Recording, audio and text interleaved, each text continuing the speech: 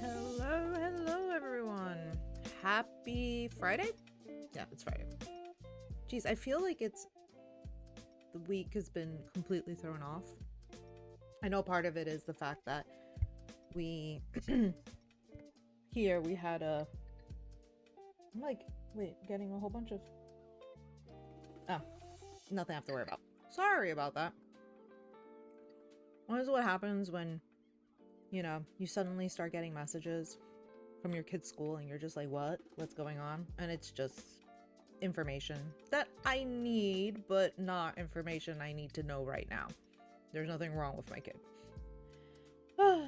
That threw me off. Hey everyone, how are you? It's Friday.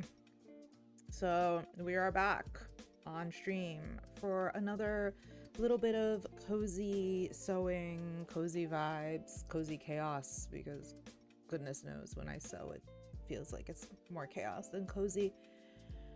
But yeah, it's been a week. It's really been a week. In case you missed it, my stream last night with Usako and playing Baldur's Gate was purely unhinged. Absolutely unhinged. It definitely did deserve the 18+ rating that we have for those streams specifically, but realistically, it was fun. It was needed. We hadn't streamed in like 2 weeks because last week was Halloween. We were both busy, and then now it's like, oh, we're back. So hopefully for the rest of this month, we'll be able to continue playing Baldur's Gate 3 and see how far we get, because yeah, that was crazy. I want to actually do some clips of the stream, but I'm gonna have to do some artful editing. Yeah, artful editing, I think that's what we're gonna call it. But aside from that, we're gonna work on Niffty. I literally am finishing up breakfast because it has been that kind of morning where I had to make a series of phone calls and just like getting things done out there, and the life of an adult. I envy my kid. Man, I really envy him. 14, high school freshman, just chilling with the vibes. I feel like I recall high school very well. And I remember my first year of high school pretty well. It was pretty good. And this is interesting coming from me because I have the memory of a goldfish. I don't remember anything from my childhood. I have snippets of memories, but I don't have any major memories. I have like bits and pieces. I don't remember things very well. So for me to remember high school was kind of a big deal. I think part of it was the fact that I was the only person in my middle school who went to my high school. Like I flew solo to my high school for multiple reasons, but one was because I chose to go there and no one else wanted to. So I was by myself, and it was funny because there were a bunch of people who I graduated with who knew each other from like middle school, and some of them even knew each other from elementary, which was wild. So we're gonna keep working on Niffty. The dress, we had a snafu with the dress. I got the bodice essentially done. I even like sewed the lining in and everything, and it all seemed okay. And then I put it on again. I did another try on without the extra bulk of my clothing and realized I had cut the neckline too high. So it was choking me. So I took apart the dress and basically cut down the neckline on the fashion fabric. I haven't touched the lining yet, so we have to work on that. But yeah, I took apart the dress because I was like, I can't wear this. I'm gonna choke. I'm gonna choke every time I put it on. Because when I adjusted the pattern, I didn't take into account the neckline moved up. And that's something I wouldn't know because I'm not formally trained in pattern making. So a lot of this is trial and error. So I know now I have to adjust the pattern a little bit to lower the neckline, because if not, I'm gonna choke again when I use this pattern. So that is something I need to, I'm gonna make a note. Lower neckline on actual paper pattern, so I can remember that. Adjust neckline on paper pattern. And this would work out so much better if my pen worked. So see, adjust neckline on paper pattern. Now I'll remember to do that. Again, one of the reasons why I am being very particular about the fit of this costume is because I want to take the pattern and the mock-up and so on and make a sloper or a block pattern on cardboard. So I always on cardstock or poster board, whatever you want to call it, the harder paper, so I can file it, have it handy, so whenever I have to make a bodice that is similar to this, whether the neckline's different, the hemline's different, whether there's cutouts, I have a very basic pattern that I can always reference that fits me right now at this moment, because at the moment I'm having issues finding things that fit. So I have to adjust the neckline on my paper pattern, but that will happen after. So I have like, okay.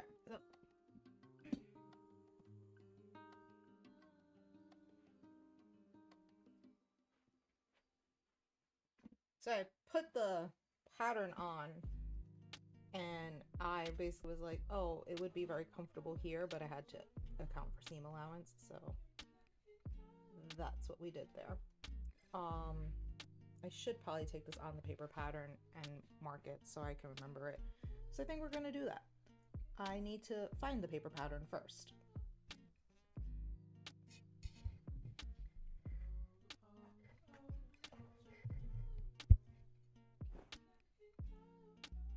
Paper pattern.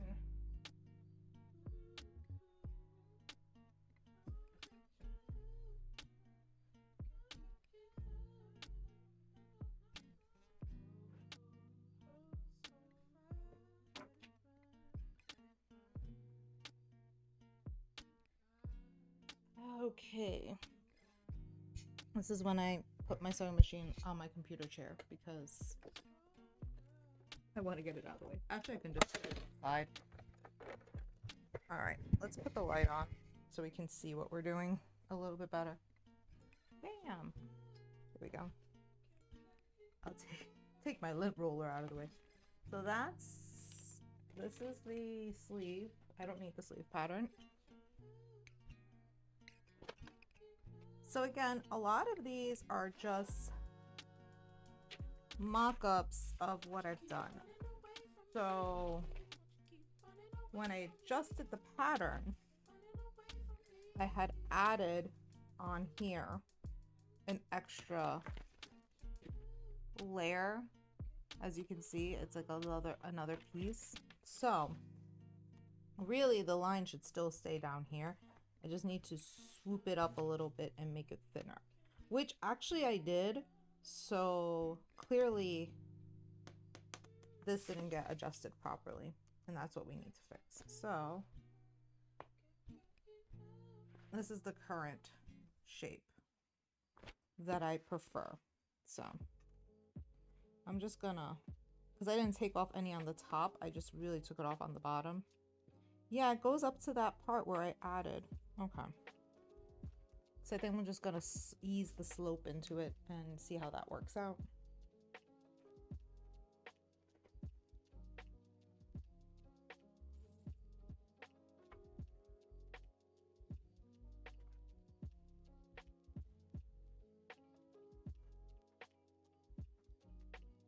Sewing and making clothes is not simple at all, especially if you want to make them well and you want to make sure they fit properly and so on. So it's not easy to do this. Okay, this was fine. Up here it's fine. I just need to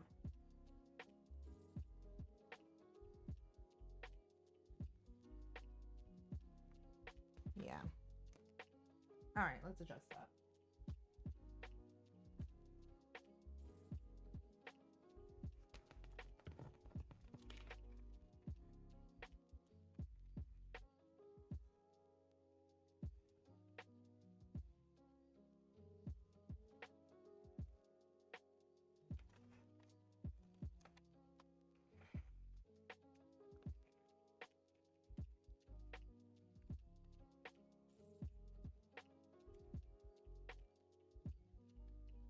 Okay.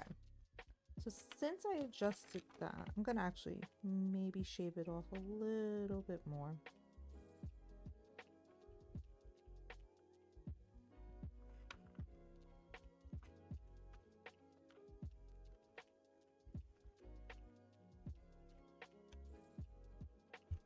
And honestly, I believe what caused a little bit of the extra tension that made it tight around my neck was the fact that I bunched a piece of the fabric here to help raise it up a little bit more, and this just kind of went too close to my neckline. So since I adjusted this, I need to adjust the front facing. That's the back. There's the front. So I don't have the same issue when I do the facing. So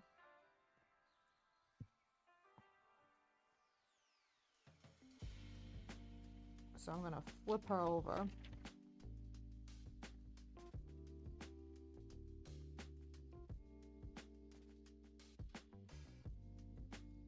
That should be a little bit better.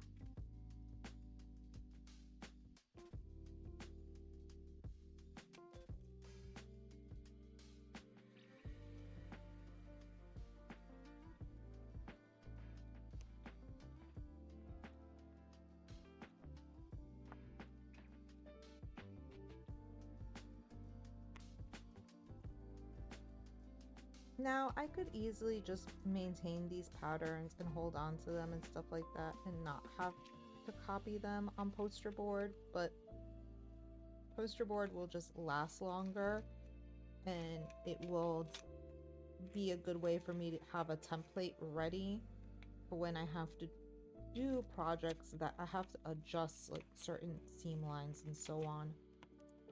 So that's why I'm planning on doing it that way. Oh. Yeah, that's better. Okay. So now my pattern's adjusted. I don't have to worry about it.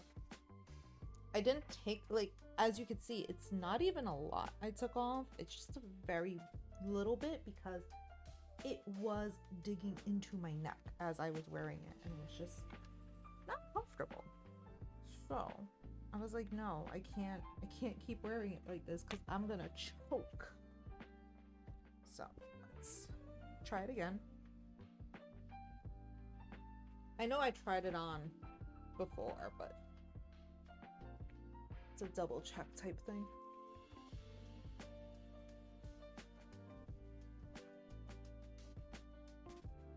Oh yeah.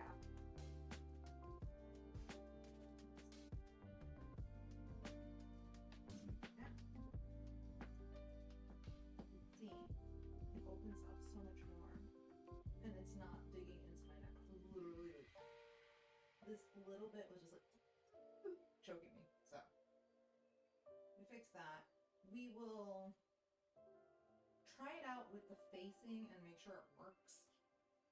And if I need to adjust, I will adjust. But I think it was just that minor bit will make a world of difference. Because it wasn't super high on my neck, but it was high enough that it was just making it uncomfortable.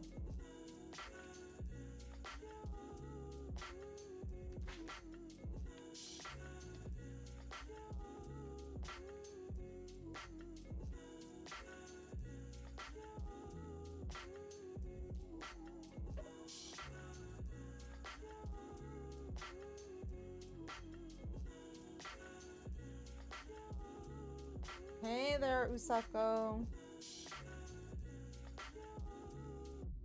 I was mentioning earlier how unhinged our game was last night.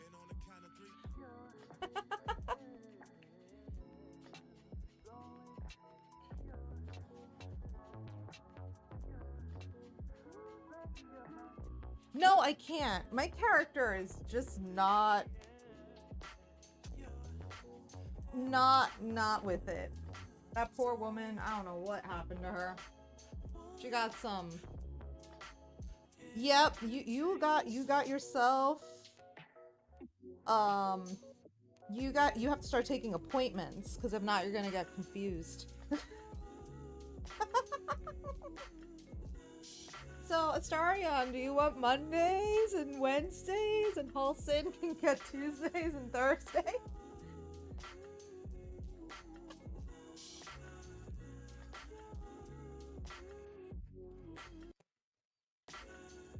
Okay.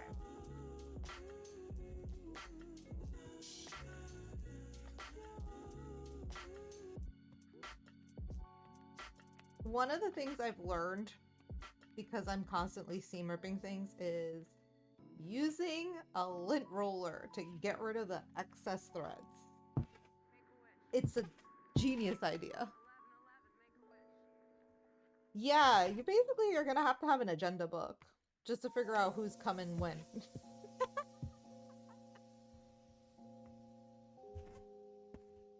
Okay.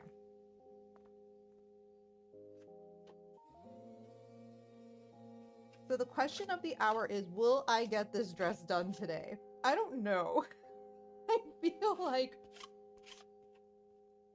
I have gone on a journey for this. Hey there, Nightmare 6, how are you? Why am I getting a phone call? How's everything? How are you doing? Yeah, the lint roller's great to get rid of all the threads. Hold on.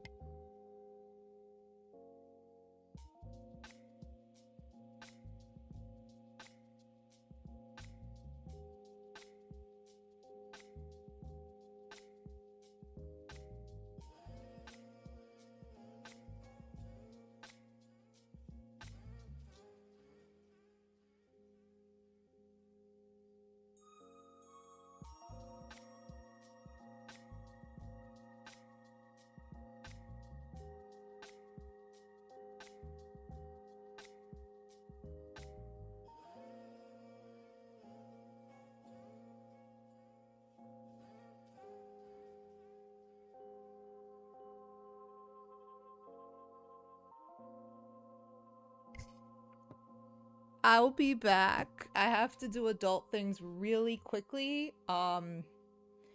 Basically, my whole name change saga is still, like, in the process. So, I will be back in 2 moments. Yes, the mod was like, no, you're being too naughty, Osako.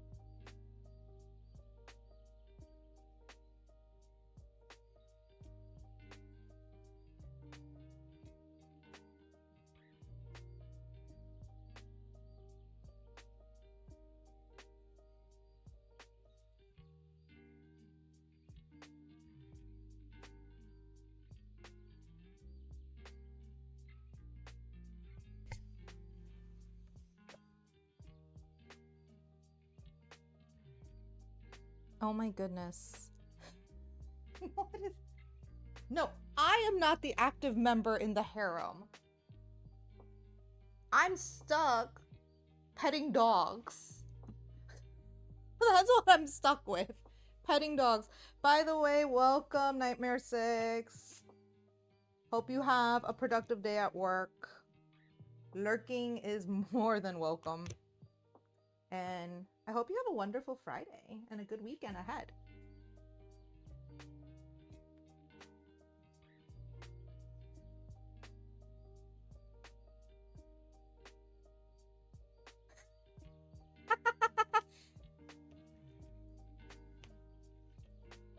Happy Friday, Christy.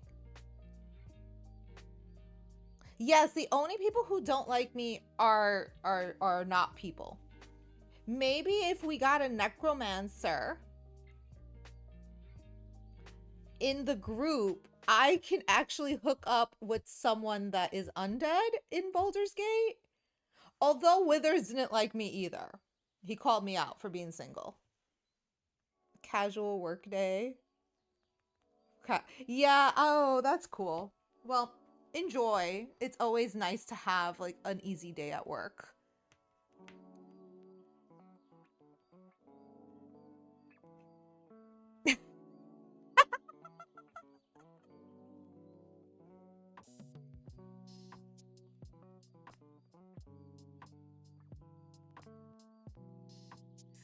What are you? Wait, why? No, no, no.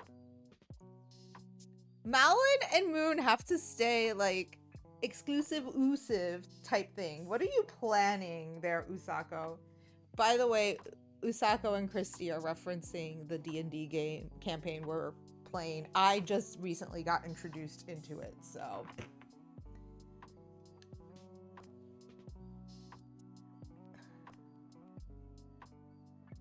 Oh, really? Wow. You know, I honestly do not remember how we met Nightmare 6. I don't. Like, I feel like I've just known you forever. And I don't even know how. It's so bad. Oh my goodness, that's right. That was that literary Lolita thing? Is that what that was? Oh my goodness, that's crazy. Oh no, why did you not tell me this, Usako? I would have been a skinny bitch then. Skinny little bitch. Wow, that's so long ago. Actually, that's funny because that shoot, if I remember correctly, I might had just been pregnant and had not known it at the time. Because I found out a couple of weeks later I was pregnant. So I was probably pregnant with that in that shoot and didn't know. Yes, that's how we met Nightmare 6. That's when you did your Christine Daae.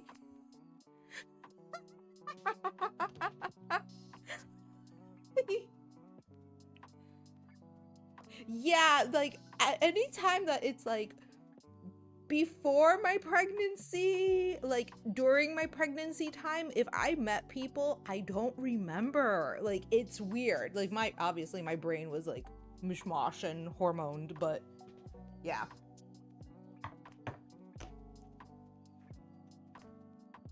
Stay away from my monk, Usako. Yeah, the younger days.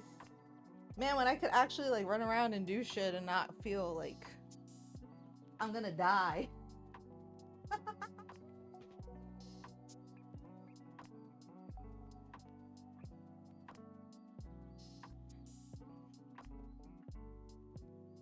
It's wild how long we've like meeting people and knowing them from the community. Woof. Okay. Have fun lurking, Usako. Alright. I'm gonna try to keep doing this somehow. I keep telling myself I don't need to be so precise when sewing this, and at the same time I'm like, I want it to look pretty. I've probably given myself more grief about this than I should have. But you know what? It's fine. If I seriously want to try to compete sometime in the future, this is a good way to practice, so. You know, I don't blame you. That's one of the reasons why I kind of was happy I didn't stream Wednesday. I didn't stream Tuesday, but streamed Wednesday because it was a much needed escape from all of that. All of that happening. Because goodness knows that needs to like stop. Yep. Yeah, I'm trying. I try not to talk about it, but obviously sometimes it needs to be spoken about.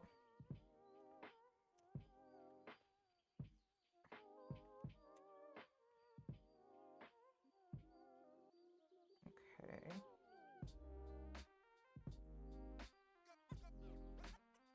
Well, clearly this needs to be cut down a little bit. Let's cut you down a little.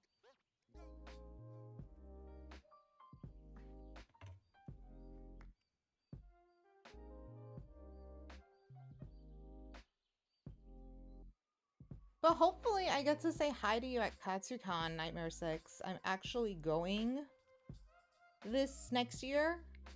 To help out a friend with something, but I'll be chilling in the wings. But I would like to say hi to you. I mean, I haven't seen you in forever. Since I've moving down south kind of makes it difficult for people to see me anymore. Awesome. I'll say hi. I know we'll spot each other. It's not like we never do. We always catch each other and we're like, hey, what's up?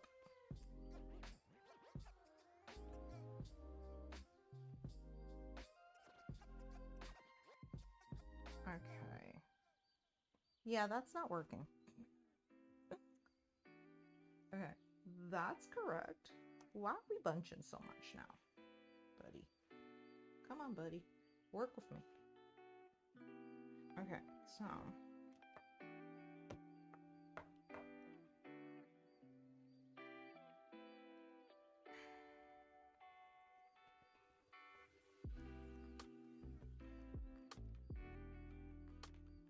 Okay, we'll put it here.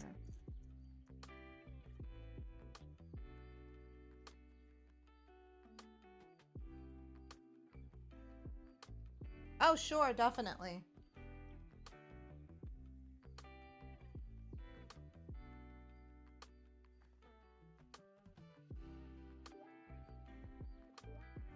I'd like that. I'd like to say hi to you.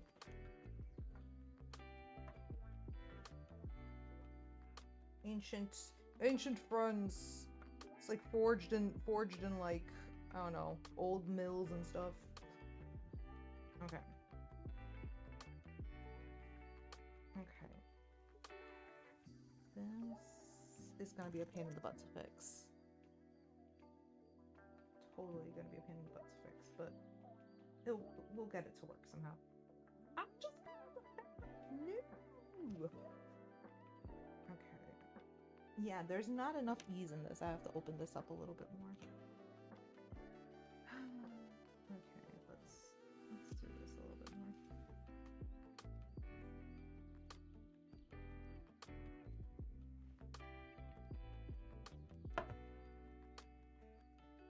Is this the correct way to do this? Absolutely not, but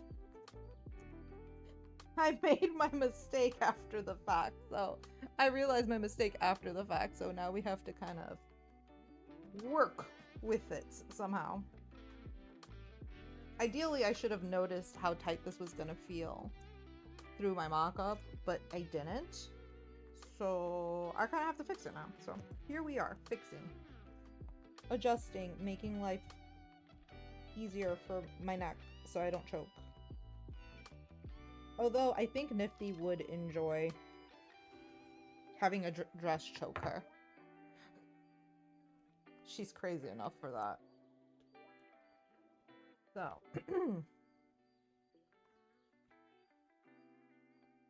Ah, yes, this I believe will work better. I believe will work better. Let's see. Okay. Oh, it's opened now. Okay.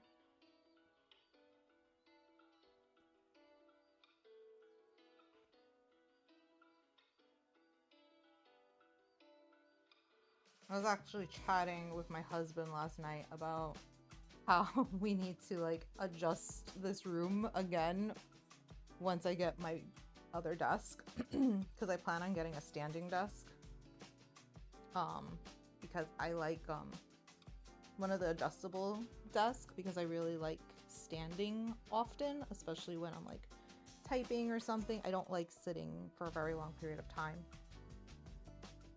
So I think we're gonna like keep an eye out to see when the desks go on sale, because he has an adjustable desk.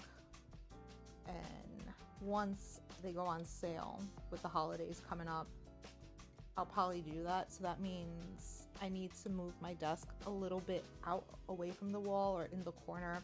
We were trying to figure it out last night. So, and then maybe then I'll paint the room the color I was looking for.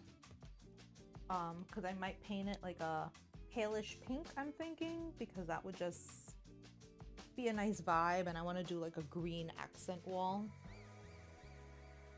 because obviously my brand is very cottage core-esque, and like all these little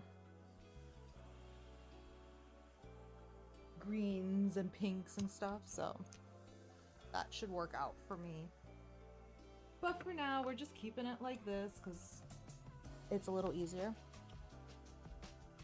Okay. Let me make sure that worked for him.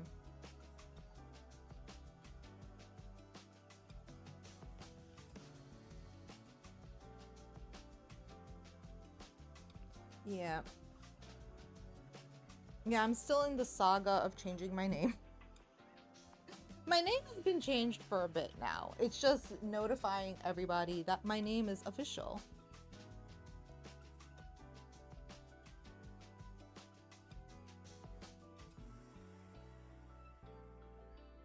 Yeah, I can see that happening. I totally can. That's why I like those the adjustable desks, because that's what he has. He has it that he can change it to the standing and the sitting position. So as long as I can sit here and there, it works. It was funny because when we were signing for the house here, since I'm in like Tennessee and like the laws in Tennessee are wild, I needed to provide, they wanted me to provide 2 pieces of identification to prove who I was. Now, I didn't need to do that in New York. I showed my license in New York and it was fine. I had a passport with my legal name, my current name, and they were like, oh, I don't know if that's gonna be enough. I'm like, it's a US passport. You know what you need to get a US passport? Because all my documents were in storage because they had emptied out our previous home a month before. And I had no access to any of my documents. I brought my passport. I brought my son's birth certificate because I knew I needed it to enroll him in school. I had a whole bunch of stuff, but I didn't bring my social security card because in New York, I never needed it really. I just needed the number. So thankfully, I was able to sign for the house. And it's under my legal my now current married name as opposed to my maiden name, because that would have been changing all that would have been a fiasco. So now I'm just changing like bank accounts, credit cards, and my husband interrupted me earlier because he needed my social security card for our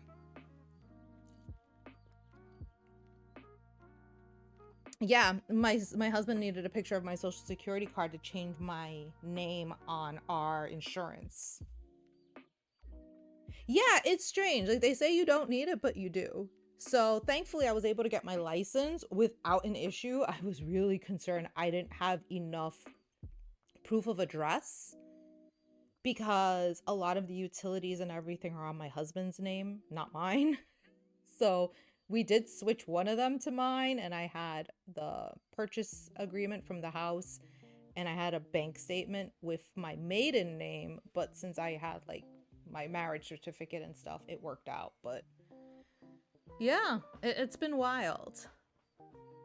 I had to drive like 3 hours, like a 6-hour round trip from here to Atlanta to change my global entry, because that's the closest global entry office to me at the moment.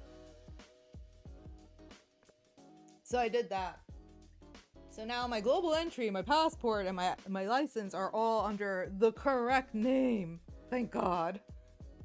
So everything else is moving smoothly. But That was a wow moment.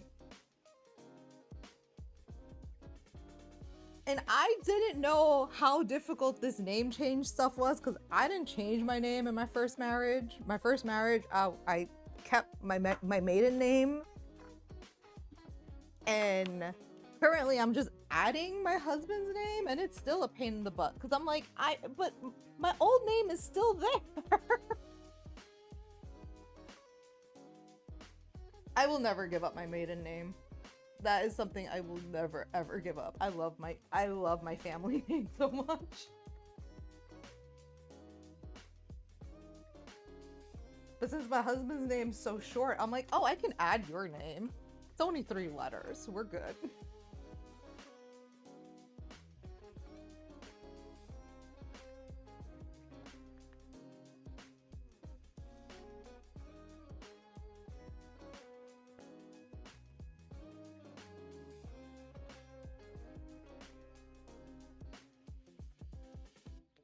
I'm going to pin down some of these seam allowances.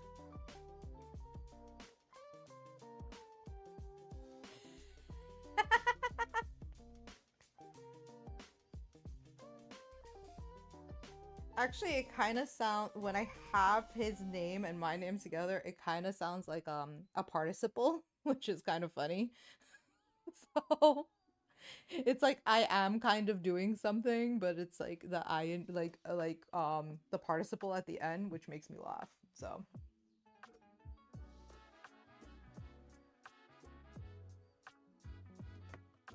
that was the other funny thing that went down here.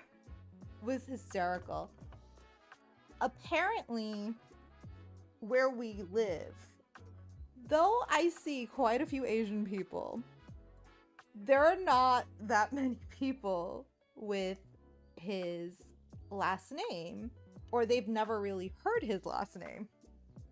Ironically, in my son's school, there are 2 teachers with my husband's surname. I think one is a math teacher. Yeah, Chinese math teacher. Go figure. And the other one teaches Mandarin. I can't. And they were all like, wait, is he the new? No, my husband is not the teacher at my son's school. My husband doesn't work anywhere locally.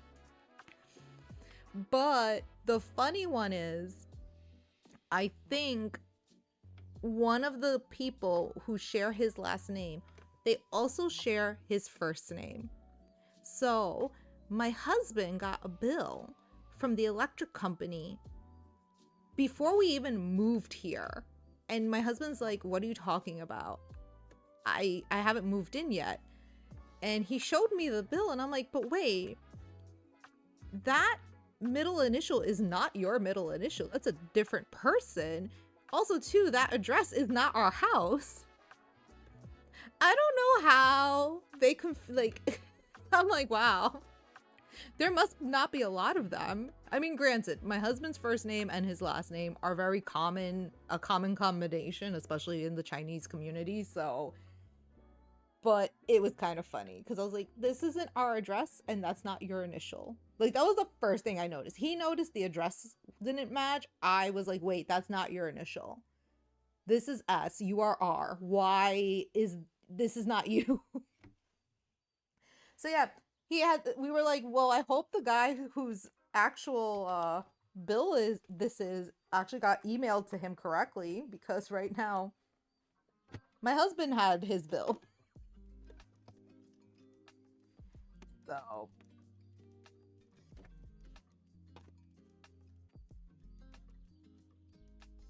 but that was one of the reasons why I wanted to keep my maiden name and just add his, because my first name and his last name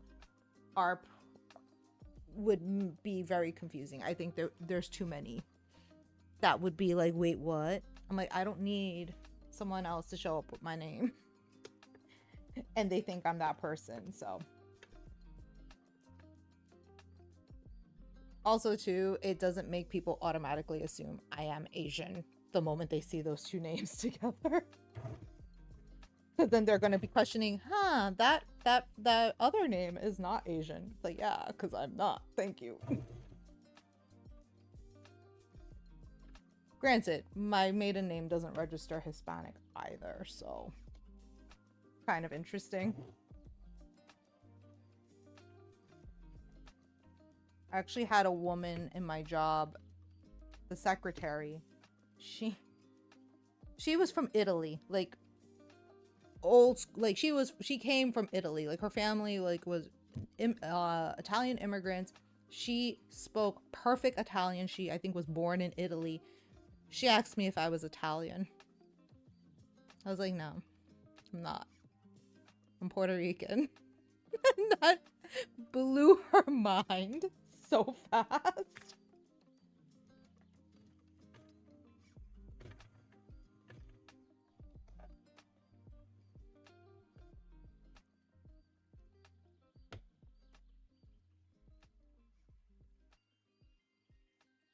Oh, okay. See, my husband's second generation. His parents were born here, which is really not that common, especially amongst people in our age group. He's second generation, so it's interesting.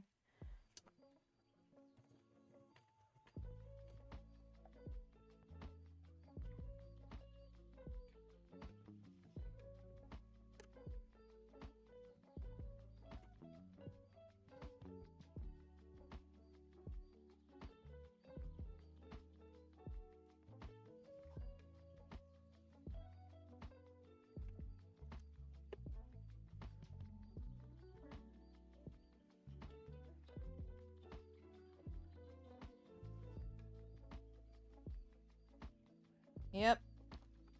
He's, and it's interesting because his father, I believe, I know they all were in New York at one point, but I think his dad grew up in, like, he spent a portion of his life in the Midwest, I think in Arizona or something. Like, they were not on the East Coast. They were like somewhere in the West. And I was just like, what? And it wasn't even like they came to New York and then went over there and then they spent time there. His mom had always been in New York City. She had been there for a while. And it's so wild because yeah, his dad was over there for a while, and we didn't really know. This was funny. His grandmother had passed away in 2021, and that's when we found out she was Methodist. My husband's like, I don't know. I'm like, but wait, your mom's Catholic. He's like, yeah. I was like, and your dad? He's like, I'm like, well, your dad's Methodist. And we were like, wait, what? None of my husband nor his brother knew anything. So we were kind of like, what? So I'm like, you need to figure out what your parents want when they die, because I know how to handle a Catholic funeral because I'm Catholic. I don't know what to do for a Methodist funeral.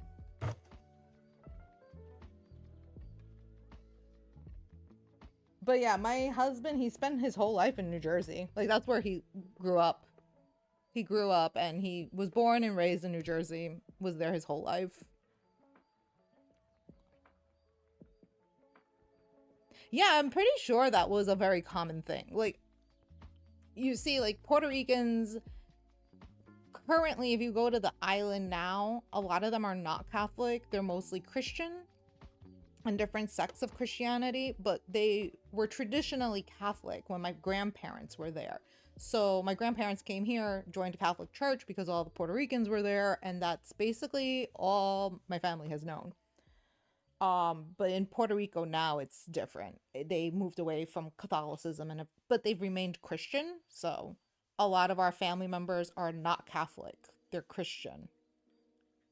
Why? I don't know what happened. I don't know where the change came from.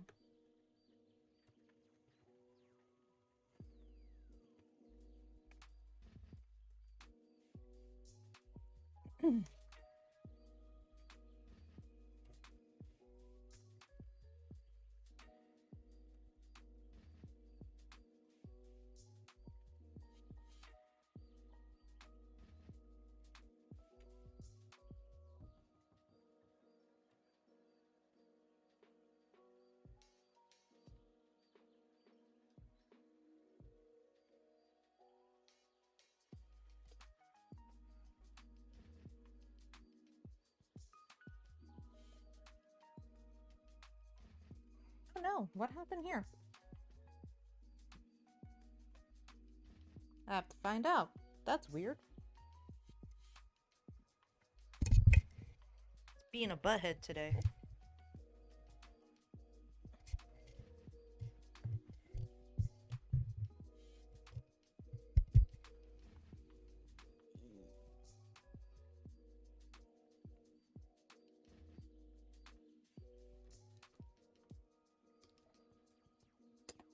I don't want this to be on.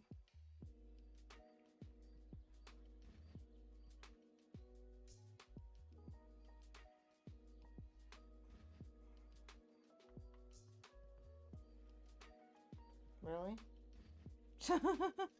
Why is this doing that? Why are you being a butthead?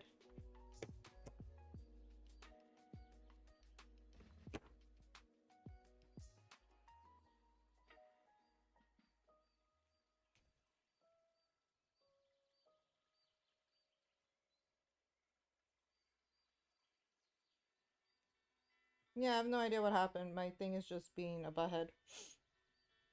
I'm using an old phone because it's just easier to have this all set up than having to worry about using my current phone. So I don't know what happened. It just didn't like me right now. Woo, there we go. Okay. We're back. I think we're back. So.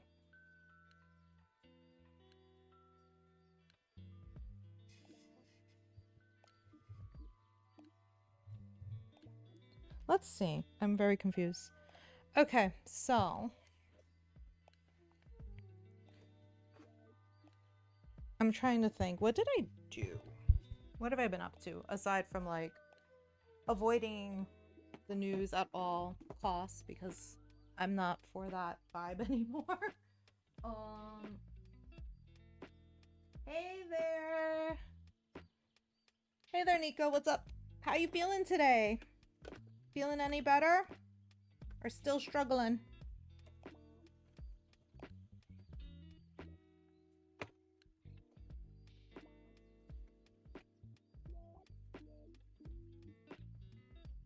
Oh, I'm happy to hear that.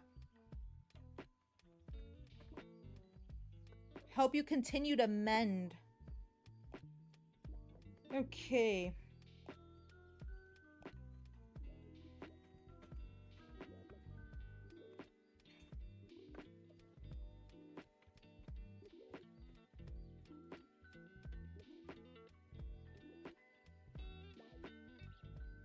Honestly, if this is deja vu for some of you, it is because, again, I had to cut the neckline on my dress because it was too tight and I felt like I was choking. So I kind of took it apart to make sure it would work and not choke me.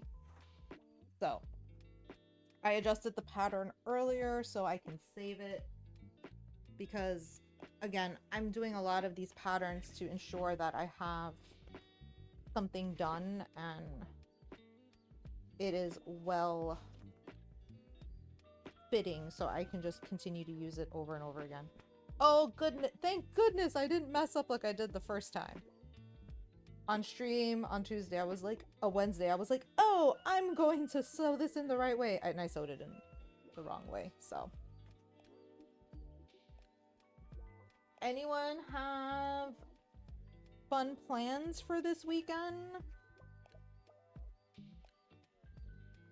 I'll be honest, I don't think I'm doing anything this weekend. Oh no, that's a lie. I am doing something. I am going to be taking my kid to see the English dubbed premiere of the Dragon Ball Danmai episodes. He really likes Dragon Ball, so I figured, yeah, it's a little pricey, but it's the last thing Akira Toriyama worked on, and it's like a little family fun thing, so I'd rather do that than, oh, well, do I have a pin in here? Because I feel like I got poked with something. I do. I almost stabbed myself. And it fell down on the floor and I can't find it. Well, I have slippers on, so I should be fine. So we're doing that Sunday. I'm gonna do that on Sunday with him because that's something he wanted to do. And I was like, fine, we can do that. He had interest in it. So we shall do that. And then other than that, I don't know. I think we're just gonna be hanging out at home. Oh, that's right. Yeah, you gotta get ready. Isn't the semester ending soon, Nico? The movies? Any movie in particular, Nightmare 6? Okay. I'm gonna move over here to open the mirror.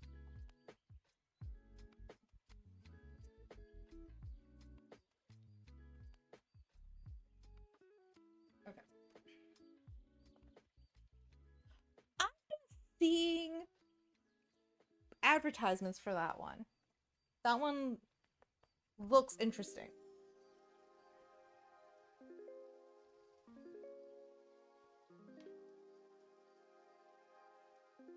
I really haven't gone to the movies in a long time. I'm trying to remember the last time I went to the movies with my kiddo. Actually, no. The last time I went to the movies was not with my kiddo. I snuck to the movie theaters during his last week of school to go see the Haikyuu movie, the dumpster battle. When it was Karasuno versus Nakuma. I had to watch it. And I was like, hey kid, yeah, I know you got school. Guess what? I'm gonna go watch anime and pick you up after. And that's what I did. I was very proud of myself.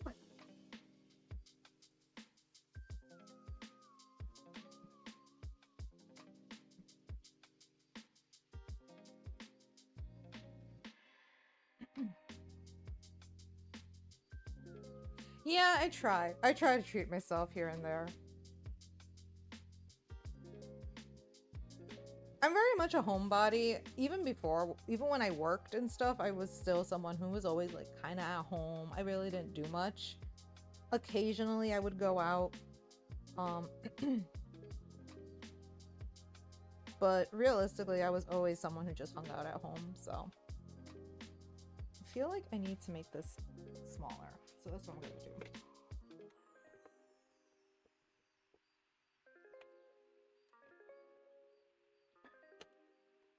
I don't like how this looks. So let's fix this again.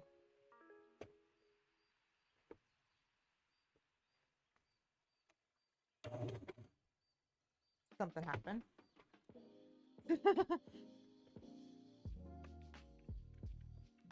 Cool. See, I mask very well my extroverted ways. I think that's just something I did, like growing up. Growing up, I was very outspoken, and I used to get a lot of like criticism about it. So I kind of retreated as I got older because I realized that wasn't something people enjoyed.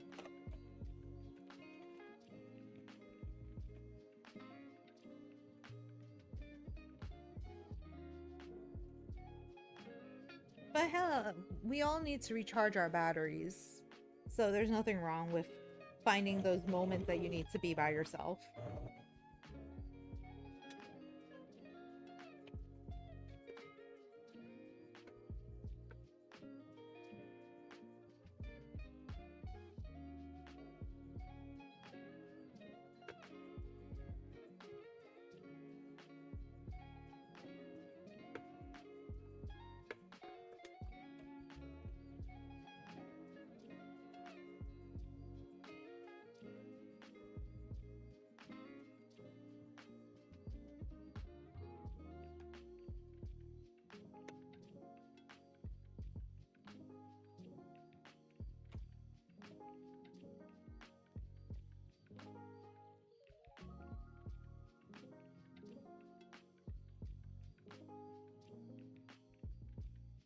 I actually got to reach out to a few of my friends because obviously they're teachers like I was, and I just want to see how they've been these past few days, because I am 100% sure going back to work on Wednesday was not an easy task for a lot of them,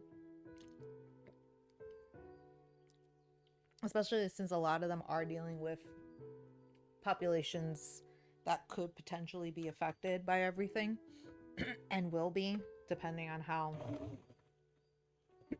everything goes down. So I gotta see how they're doing.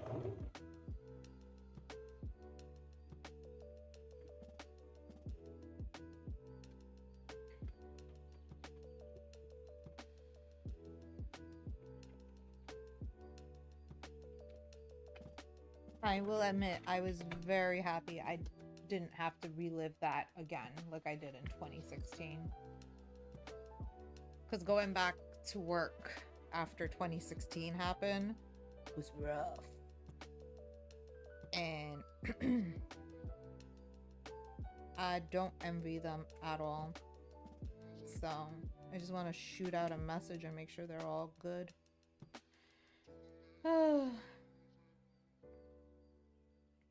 But I think that's what helped me figure out a nice balance about being, you know, outspoken and being able to chat with people is teaching. Because I was able to like balance those two personas of myself. I'm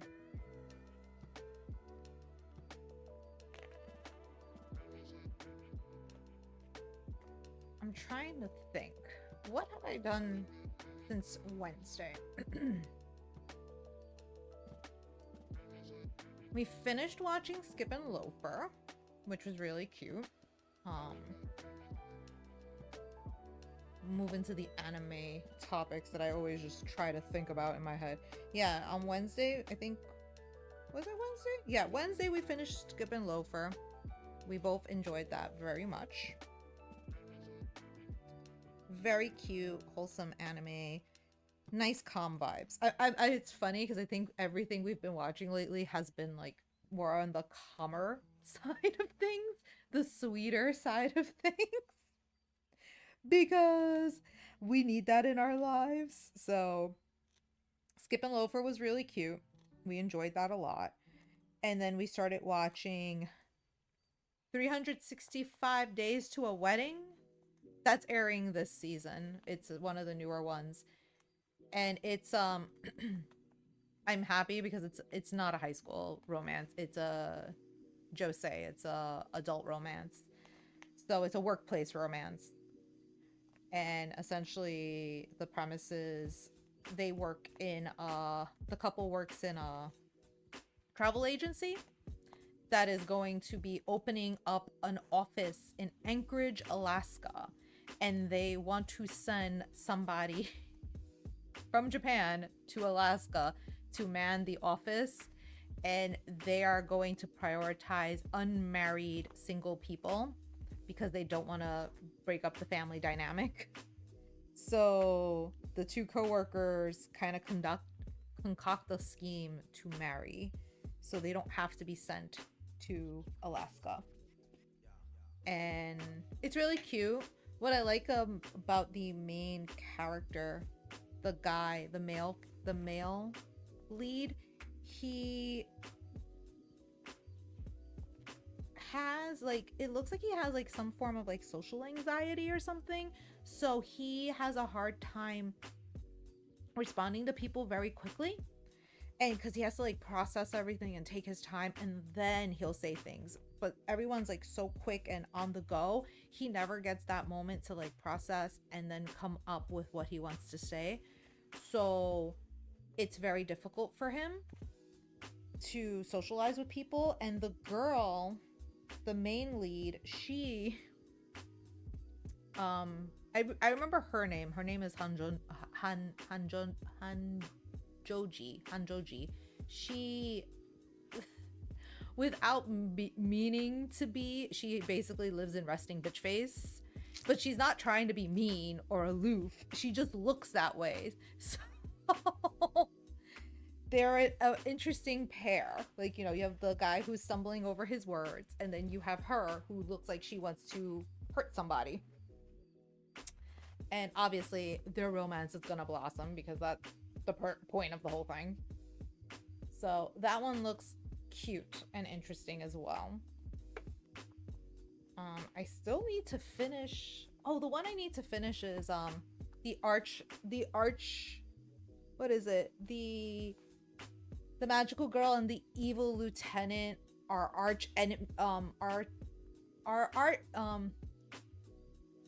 were arch enemies but become lovers or something. One of those long titles. I don't know why they keep doing this to us. What happened with the single word titles? Like, it doesn't exist anymore.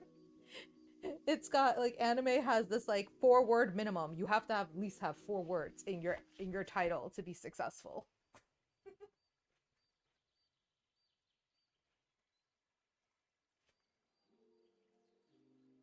I can breathe. This is gonna work. Okay, this is excellent.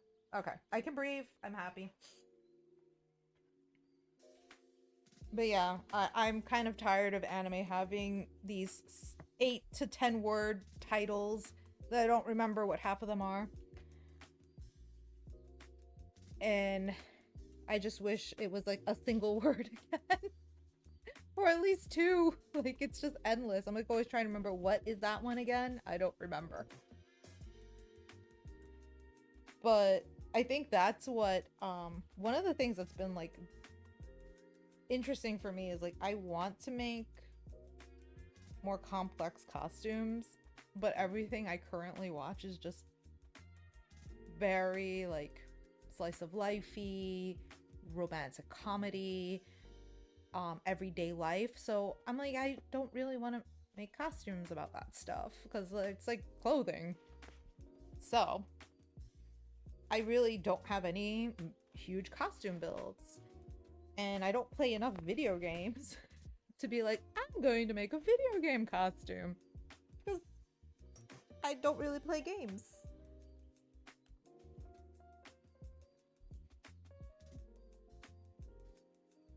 So I'm in a standstill. I'm gonna go iron.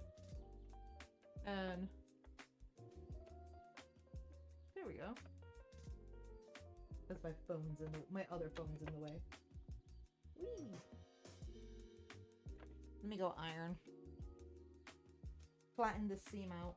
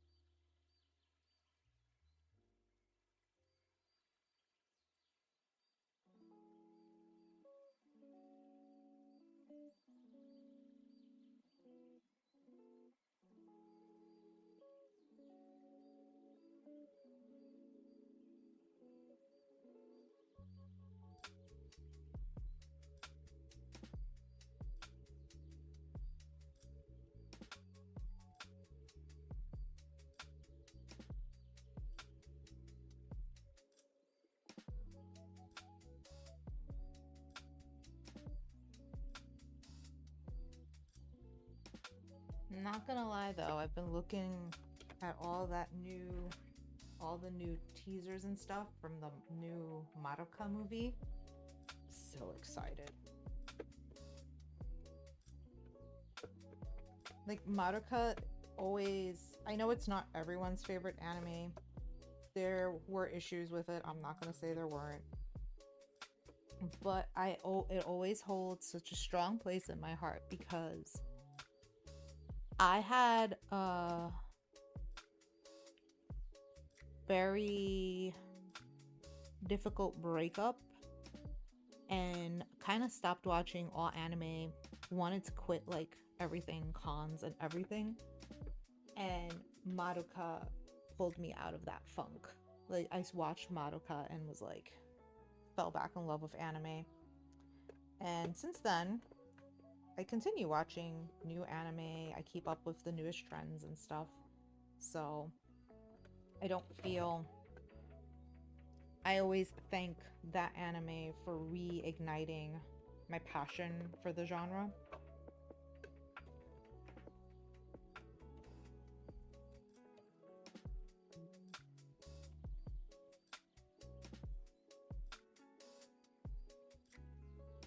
But I'm not gonna lie, a lot of the designs are very simple of the shows I watch, so.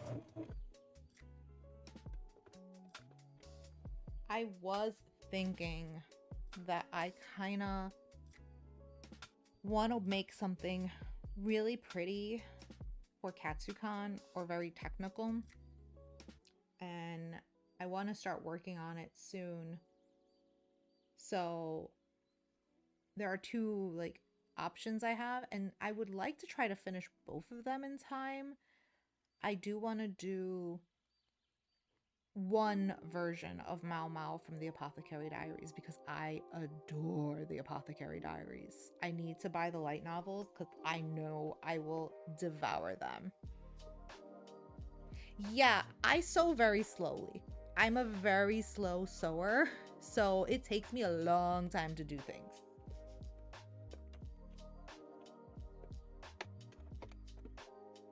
So months for me, like some people are like, oh, I can dish this out in like a week, and I'm like 4 weeks later, I'm still sewing. I'm very slow at flowing. I think part of the reason is because I've focused more on like making sure things are done technically correct. That it takes me a long time.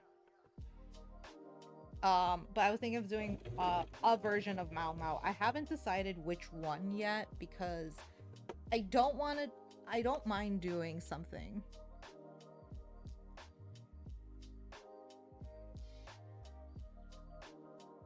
Yeah, I've done that too many years and I don't like doing that anymore. I don't mind finishing things, like having like small tasks to do like before I leave. That doesn't bother me so much, but everything else drives. I can't anymore. So I wanted like, I think I might want to do Mao Mao. The other one I want to do, I know you're joking, I know.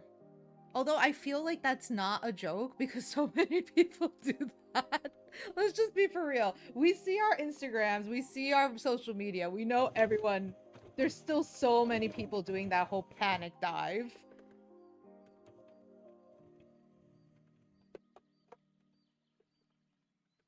But yeah, I was thinking of doing that, and it's a toss between making Yui from Arifureta, who it looks like regular clothes, but it's like very, very technical sewing, is like very tailor heavy. I could work on that, which would be cool because it's essentially a trench coat, which I'm making out of suede. So it would be a very warm costume, which it would be okay for Katsucon, although Katsucon now, for some reason, it's either 80 degrees or -10. I don't know what's gonna happen this year. I'm sure it did take you a long time to overbook yourself from cons.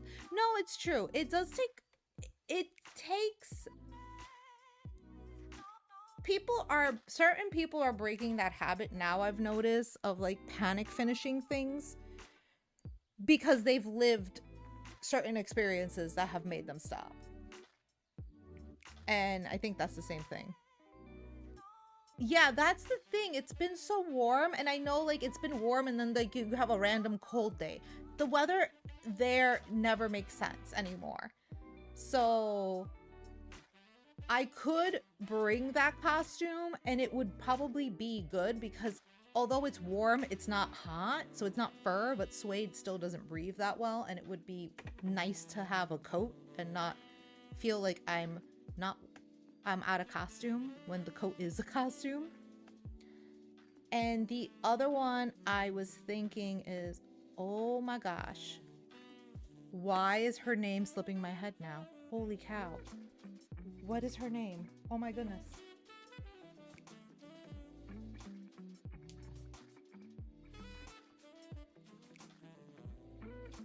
And the only reason why I might even consider this is because even though she has...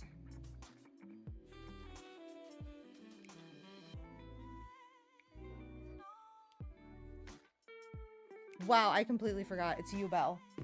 Yubel from Frieren. The one of the reasons why I would even consider Yubel for Katsucon, even though she wears like a corseted top, is because in the manga, they meet each other in the cold region, and Yubel wears a jacket. And it looks like a cool, like, bomber jacket. And I was like, ooh. But again, these are all technical outfits. They're not easy outfits. Like, making a trench coat is not easy. Making a bomber jacket, not too easy. Especially if I'm going to be using things like suede or, like, pleather, like fake leather or something. Those are not easy things to make. So...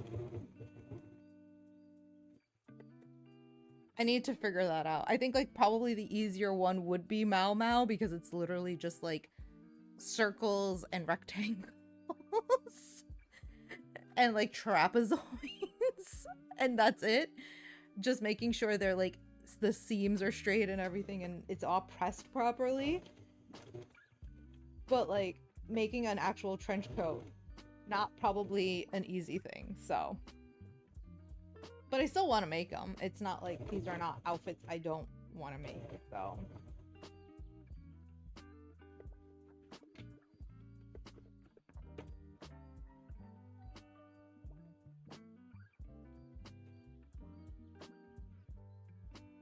Also, too, like, part of me wants to be, like, making... Well, I know I'm making Yui from Arifureta, so I could make my husband the main male, who's Hajime. That one's gonna take time because that has a mechanical arm, and I am not a foam expert. I know how to use it a little, but not a ton. I think having Mao Mao, I could easily make Jinshin for my husband, and he can be like the beautiful eunuch in quotations, because he's not a eunuch really. And for Yubel, I want him to be the glasses guy that Yubel's always bullying, because I was like, that's you and me. I'm bullying you all the time. I'm the crazy psychopath that you keep talking about, and that's his yandere girlfriend. There we go. What a happy couple.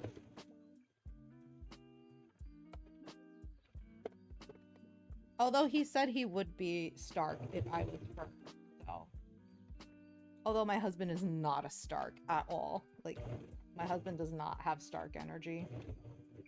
He is not, like, a bumbling fool in any way, shape, or form.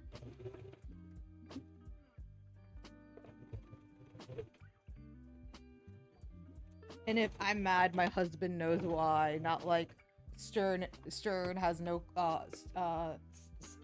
Stark has no clue why Fern is upset. My husband knows. So.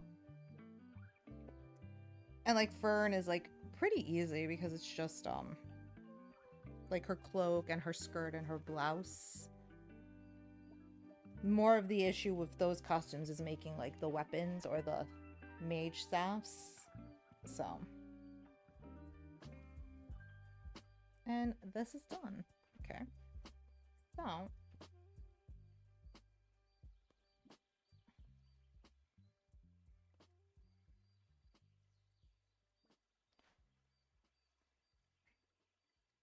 Yeah, I'm very curious to know what weather it's going to be like at KatsuCon next year. I haven't like formally said that I'm going to KatsuCon to anybody because one, it's nobody's business. And two, like I just don't want people to start like trying to commit me to things that I'm like I don't want to do. So I haven't said anything really to people. Um Also, I'm going there for a very specific reason, and I'm not going to be like, oh, I have oodles of free time. I'm not gonna have oodles of free time. I have things I need to do there, so that's another reason why I'm not making a big deal of telling people I'm going.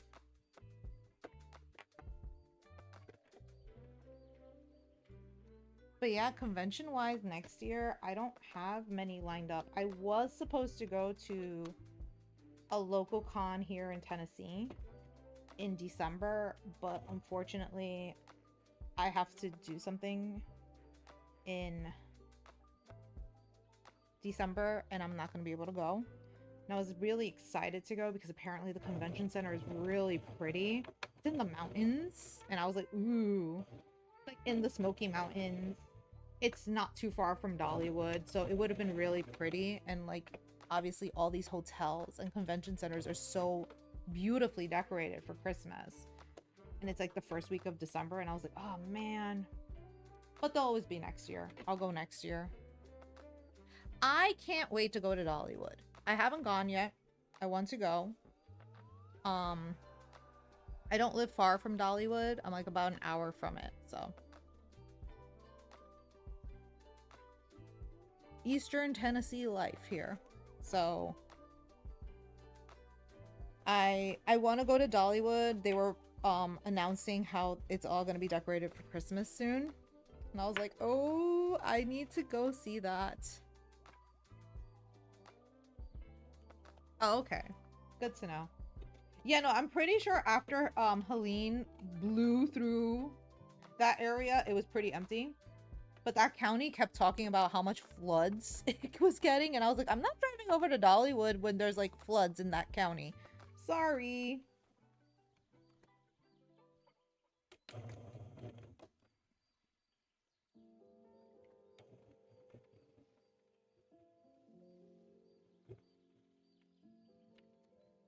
Yeah, I would like to try to go see the Christmas lights.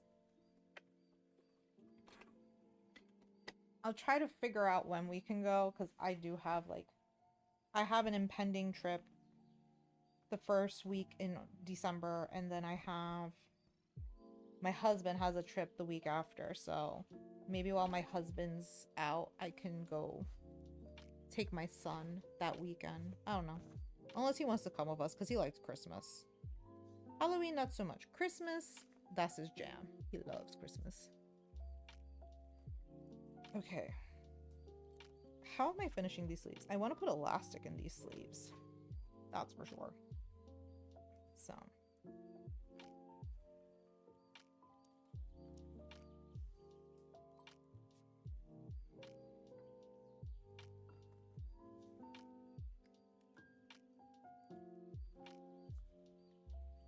Alright, I'm gonna pin some of this together so I can figure it out.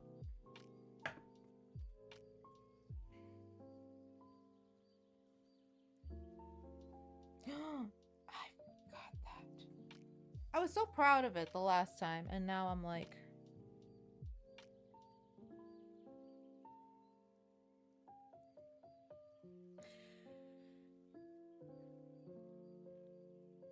Oh, really? That's interesting. Yeah, no, I gotta check out Gatlinburg. I hear so many things about it. I hear how beautiful it is, and I just really want to go check it out. We haven't had the chance to. We would drive past Gatlinburg all the time from Knoxville to where we lived in North Carolina. So, in Greenville, which we would have to like drive past Raleigh and stuff, so that was kind of our thing. So, but I do want to check out Gatlinburg. I hear so many nice things about it. and it was beautiful. So, but now the issue we're having mainly is one of the main roads, the main highway that connects us to that area, got like flooded out with the storm. So it's kind of hard to get around.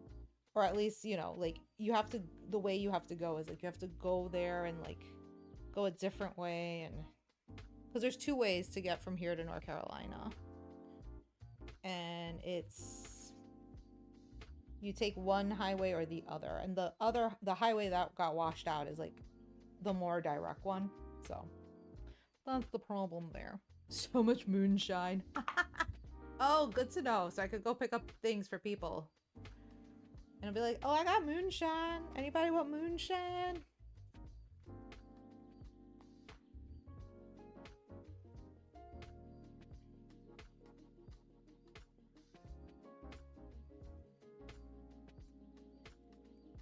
"21 flavors of moonshine? Oh my gosh. That sounds insane. Although I'm not surprised. It's Tennessee. Like, that's... It's Tennessee. That's one thing I have learned. It is, like, so country here. Like, so country.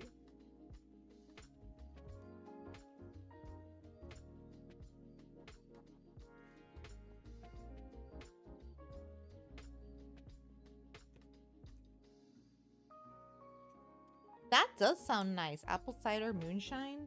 I like apple cider.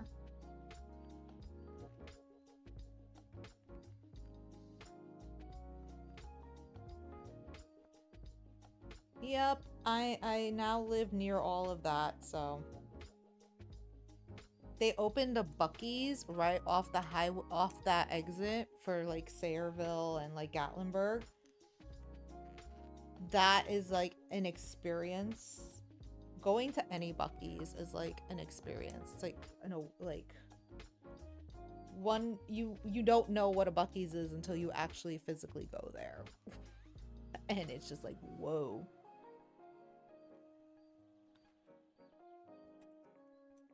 So there's that's like my closest Buc-ee's. I'm about like a half hour from it, so it's pretty. Buc-ee's is that huge gas station that it has the beaver with the hat with the cap, that it has like nothing but like a sea of gas pumps. The one in Tennessee used to have the most gas pumps. I think it was like 128 gas pumps. And obviously a place in Texas took over. They're very popular in Texas. And they make great brisket. Like they have like this beautiful smoked brisket sandwich. They do a smoked turkey, a kielbasa sausage. They have jerky. It literally is a giant supermarket, like almost like the size of like a small Target. And they have like paraphernalia and like you can buy Buc-ee's, all types of Buc-ee's merch. It's wild. They have this it's called Beaver Nuggets, and it's basically like Kicks, you know, like that old cereal Kicks. Kicks are for kids, that type of thing. But it like has like a sweetened like corn puff flavor. Oh, it's wild. I saw it and got so excited. No, I haven't been to the Apple Barn. Like the only thing I've been in Sayreville is Buc-ee's because it was off the highway and we stopped. We've never been actually in Sayreville proper, or Gatlinburg. We haven't visited yet. Oh, it's good. Oh, I have. Oh, okay. Good to know. Good to know. Good to know.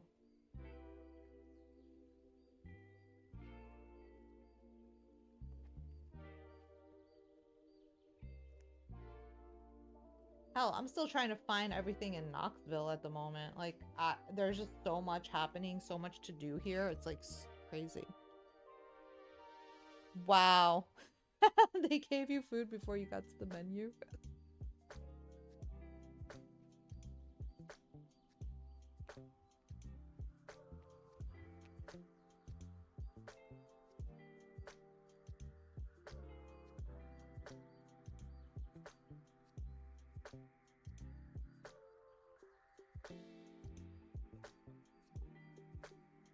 Since I'm adding an elastic to this, I don't mind if I just pin this in place. Actually, although I probably should baste it because I feel like I'm gonna mess up the proportions if I don't do that right. Let's see.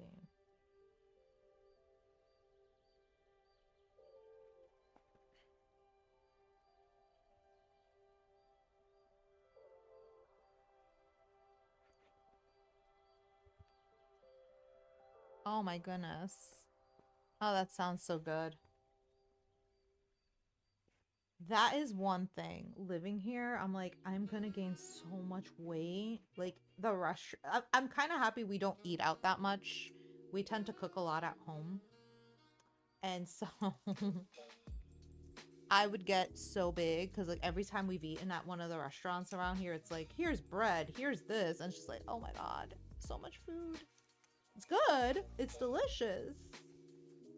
But my waistline can't handle it. And then since we drive everywhere and we like don't really like we're not walking as much like in like New York. New York, I feel like I could eat like that and it wasn't a problem because I was walking all the time. Here, not so much.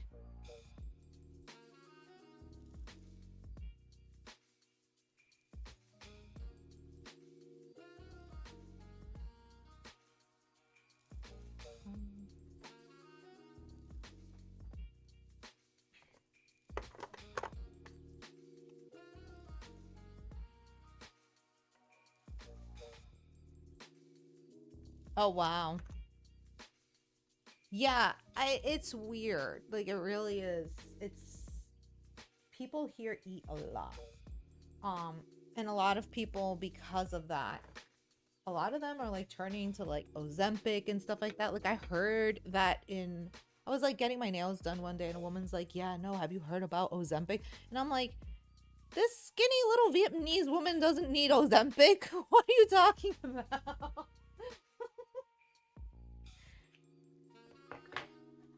And basically she was like saying like how she's lost weight and this and that. I was like, oh, well, maybe exercise, maybe not consume so much food.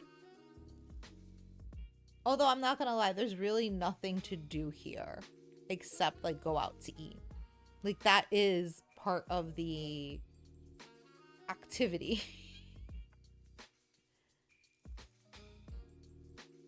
I mean, even with our friends, like my husband's coworkers, we've been invited to go out eat like twice with them because there's nothing else to do here unless you go drinking. It's either drinking or eating, and both add calories. So you're kind of stuck.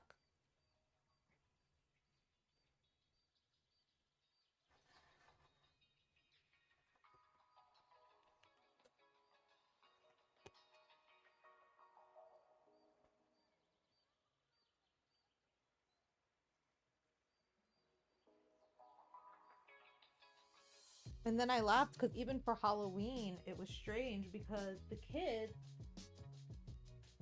only walk to the driveways and you sit there.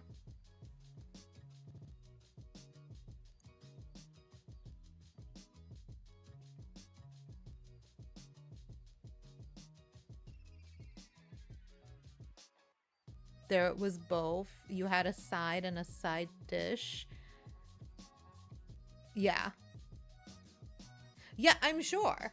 I'm sure. Because it's true. Because, like, that's one of the things I've noticed here. It's like, depending on where you go, like, the more, like, I want to say bougie for their standards. Because, like, bougie by New York standards is not bougie by this. Um, they won't have like the two sides, but then you go to other places and it's like they have like an exponential amount of food that you just consume. So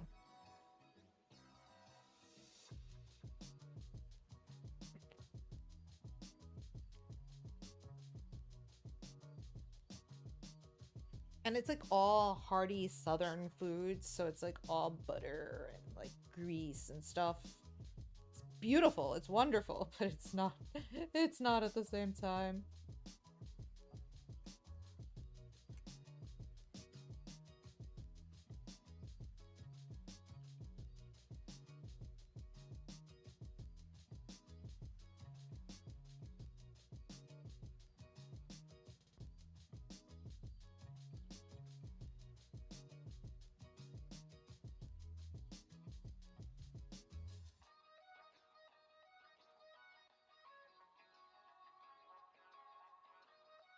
Let's see. Trying to figure out how I'm gonna do these sleeves. I want to put elastic on here to make the puff like puff out a lot more, but I need to like tack the lining with the fashion fabric, which that's not easy. So right now I'm like making sure I'm pinning it correctly so it sits well and doesn't like pull and tug. Wow. I will say it would not cost that much now. This area has gone up in price astronomically since the pandemic. The housing market here is out of control.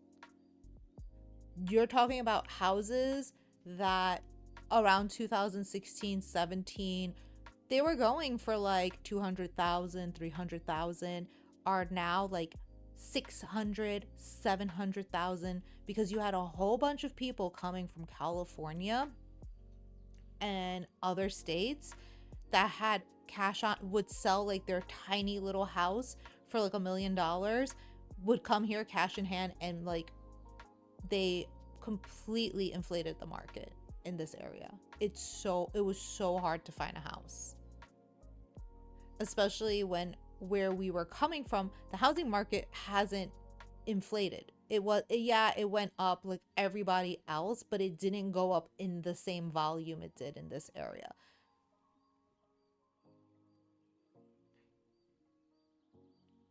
Yeah.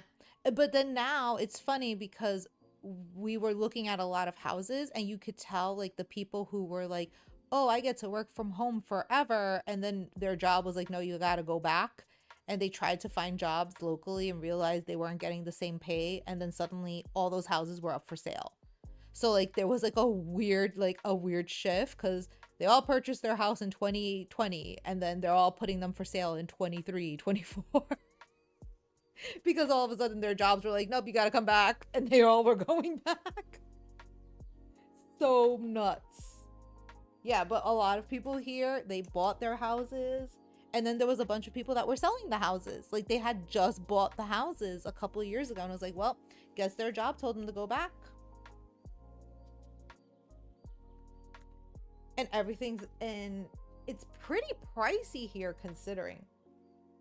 Because where we lived in North Carolina, it was a pretty poor area. It was pretty poor. So the houses weren't that insane, but the area was still nice. It was still a really cute area where we lived. Here it was like, oh my God. And then the worst part was people saw like how inflated the market got. So you have like all these old people retiring and trying to downsize, and their houses were literally stuck in the 70s, the 80s, the 90s. Like they never updated them, and they wanted like 700,000, 600,000, and I'm like, but I need to replace everything. I need a new kitchen. I need new bathrooms. I am not spending $600,000 to invest another 100,000 in this house. Like no, that's not happening. So,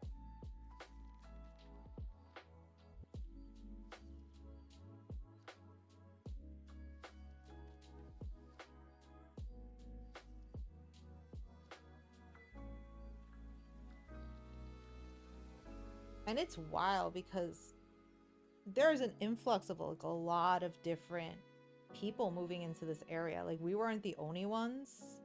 So, it's a bit wild how many people are moving into this area. despite the fact that it's still very expensive. Yeah, exactly. That's why I was like, and it was funny because our realtor wasn't like one to be pushy, because she would even like, we would walk in and she would be like, she's like, how much they want for this house?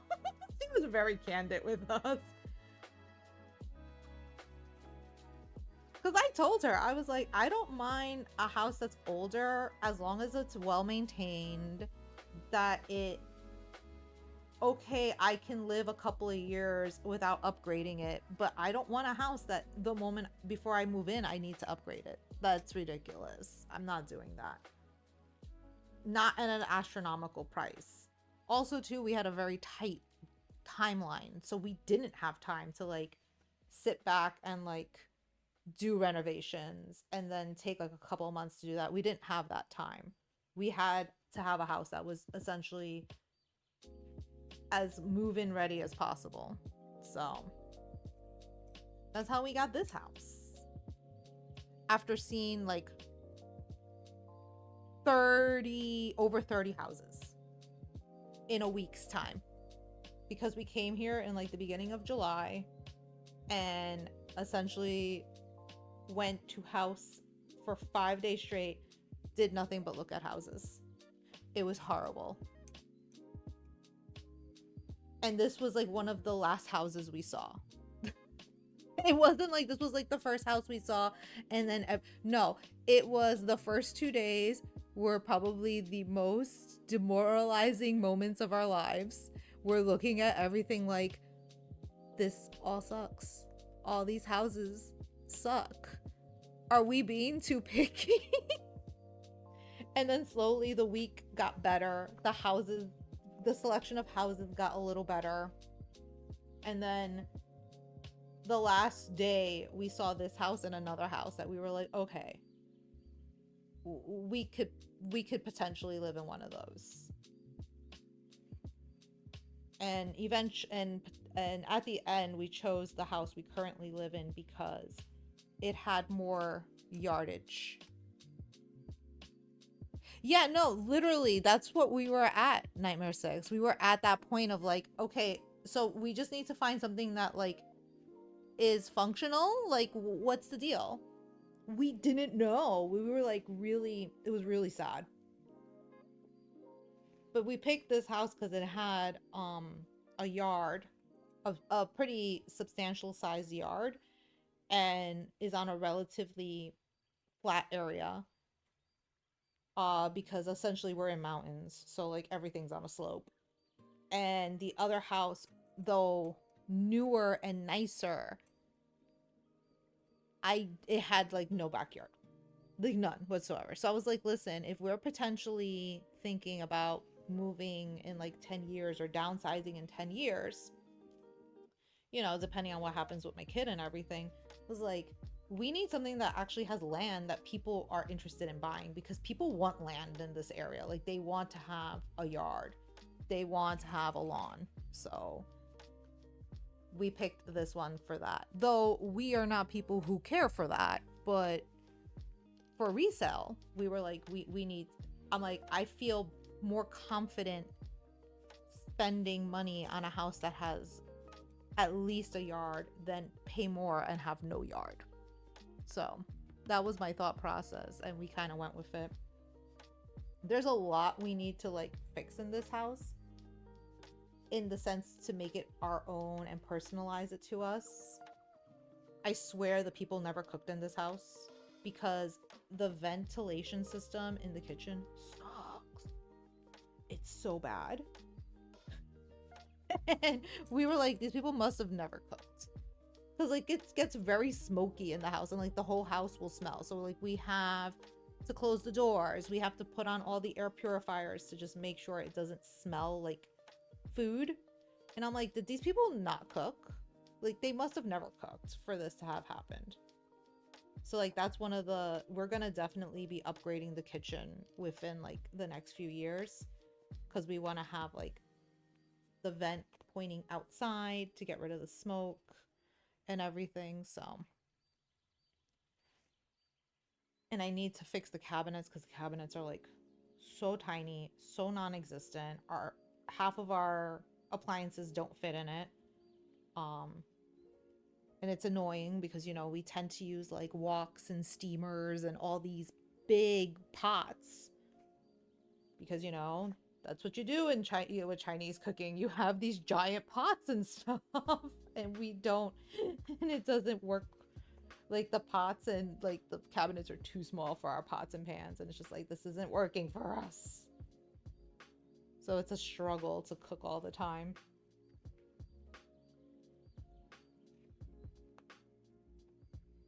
So we're definitely going to be upgrading our kitchen in the future. So yeah, absolutely. Like the bathrooms are pretty good. Like they're pretty decent, our bathrooms.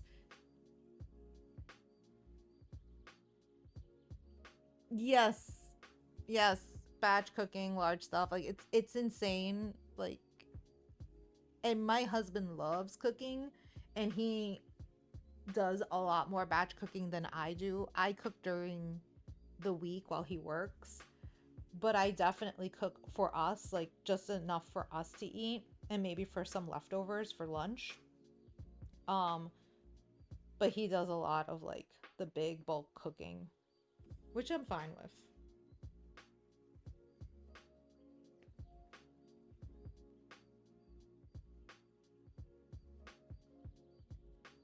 But it's funny because he's gotten me cooking Chinese food too. So I'm like always making like all these different Cantonese dishes.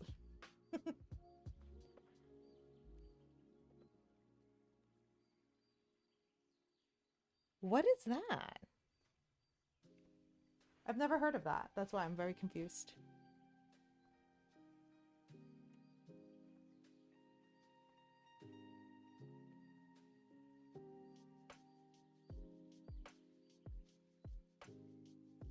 Oh, that sounds so good. Ooh.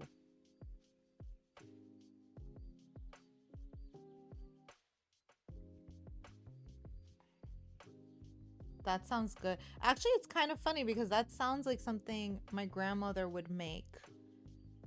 We call it oh my gosh. It's not. Oh, she calls it that. We call it tembleque, and my grandmother calls it that. That's what it's a Puerto Rican dish that's very similar.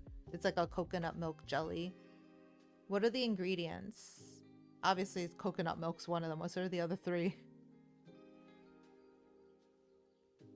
I really should be wearing my glasses, but I can't do that. I can't look at this and this, like I need the glasses for the screen for far away, but not for up close. And then I'm gonna be like, okay, yeah, no, tembleque has a little bit more. It's some coconut milk. I think it's carnation milk, cinnamon, sugar, and clove. And I think and some starch. Obviously, you need starch because you need to gel it and make it like to make it stiff. Yeah, she uses that, but it's like it has more of like a nutty flavor. Yeah, it smells so nice. There's a lot of like dishes that she makes that I may not eat, but I just love like the aromas because it smells good. And it's like if it's like one of those, oh yeah, this is it.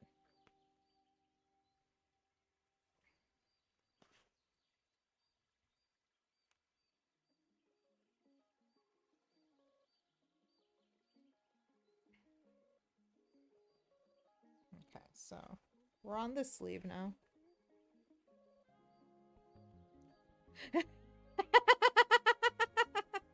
Yeah, the cloves are great, man. I love cloves. Every once in a while, I make like simmer pots, especially this time of year.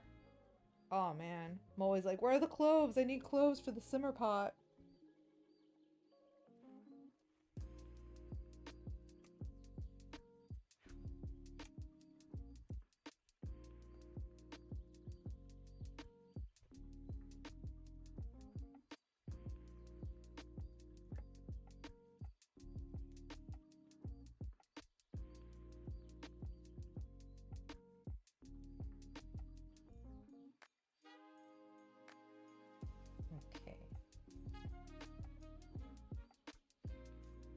It's so wild seeing people. You lush, Usako.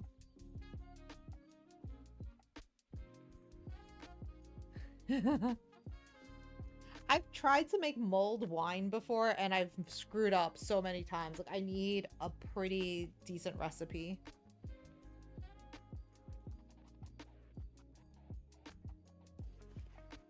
Yeah, I want to make some. I need a good recipe for it because I have messed up every time I've tried to make mulled wine.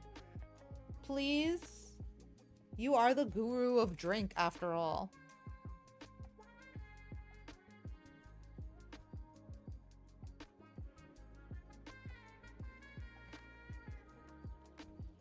Oh my god, after the stream last night, Kira was all like, what is wrong with the two of you? Are you like super horny or something? Like, what is wrong with you? I'm like, no, that's part of the game.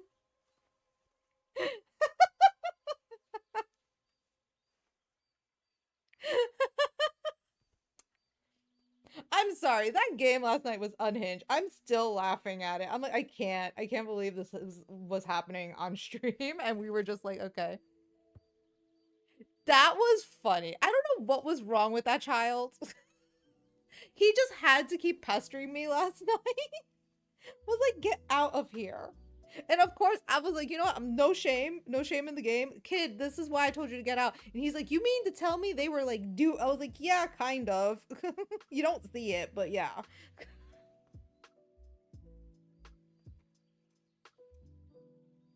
Yeah, that's probably what it was. He's grouchy that way. He never likes me having fun. He's so, like, grouchy about that.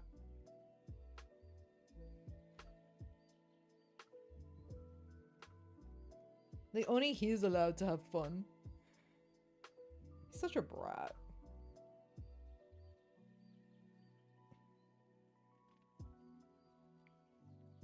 I do admit, though, I enjoy my time with him. I enjoy how him and I still play around and stuff like that. I know it's not gonna last for long. He's already gonna be 15.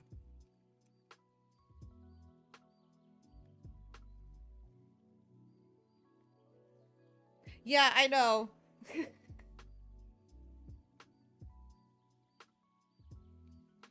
You see, the issue with Kuro is he's dangerous. Yeah, teenagers. He is a moody teenager. My child is like the poster child for like moody emo teenager boy. Like, that's who he is. I mean, he's even started playing guitar and he started taking guitar up in school. So like he literally is trying to become like that very like grunge rocker moody child. But Kiro is a dangerous person, at least with me, because he sees like those types of scenes and he's like, oh, she's gonna get all red and flush if that's said. I'm gonna just mutter it in her whisper it in her ear when she least expects it. So he'll always like repeat lines and stuff, and I'm like, stop it! You need to stop. I'm like being teased at by everybody in this house. I'm always ganged up on. My husband, my child. I never have peace. This is like the most peace I have at the moment. My solace in sewing. Yeah, no, Kiro would literally be whispering things in my ear that I'd be like, oh my god, shut up. He would have been like, oh, you see? Look what he's doing. Oh yeah, look. You know she likes it. He would do stuff like that. I was like, shut up.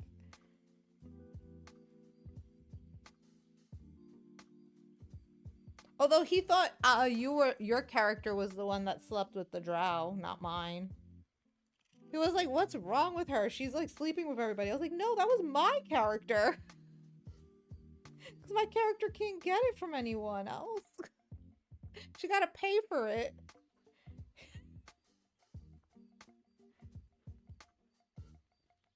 No, who's calling your tab a whore, not you. Your tab is a whore, not you.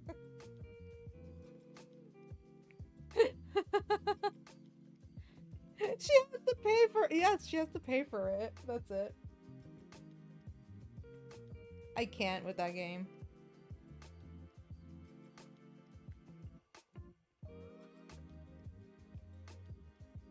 Honestly, a part of me kinda wants to try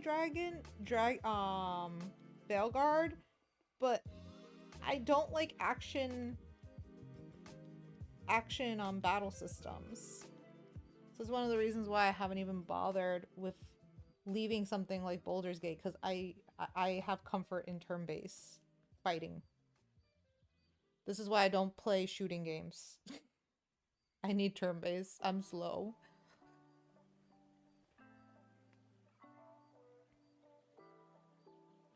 This is why I lived in RPG land growing up. Although I did play action platformer, so I can't think that I wouldn't be able to play something like Dragon Age Veilguard. Because I've seen some people play it and it doesn't look so bad. Elden Ring, I would not be able to play that. That's above my brain capacity. It looks fun, but I don't think I can do that one at all. Okay, the outside sleeve is a little bit bigger than the inside sleeve, but that's okay. Because I'm going to put an elastic in it anyway, so it's going to get bunchy, so who cares?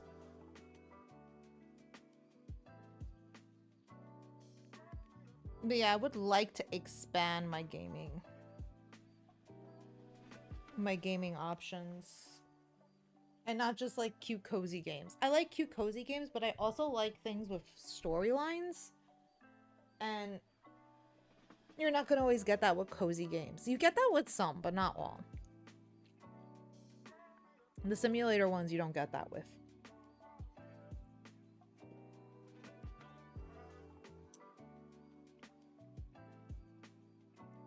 Okay, that got on there. I guess I can sew the sleeves together then. Let's do that. My character has to pay for it. She a sad lady. Now she's just gonna become a squid. Because why not? If she's gotta pay for it, she might as well take one for the team and become an illithid. There we go. That's the plan. Plan of action is that.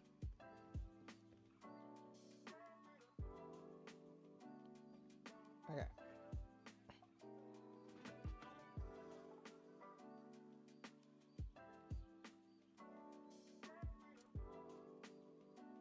At this point, the dogs.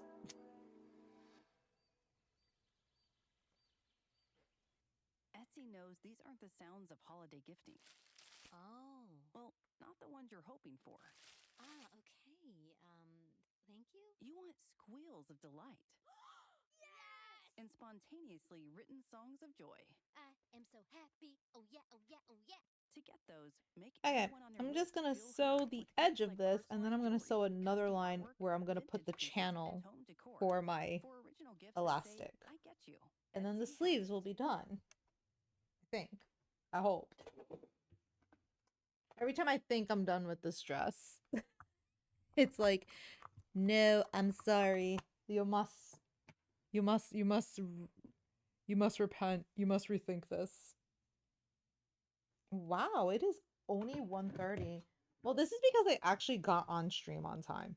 Normally, I'm like late always. So this time I was like, no, I'm on time.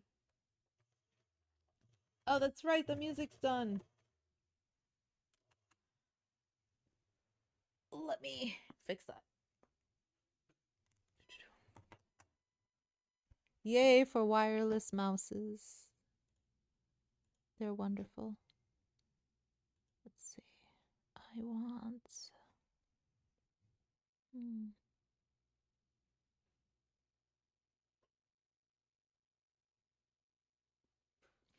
Actually, it's funny.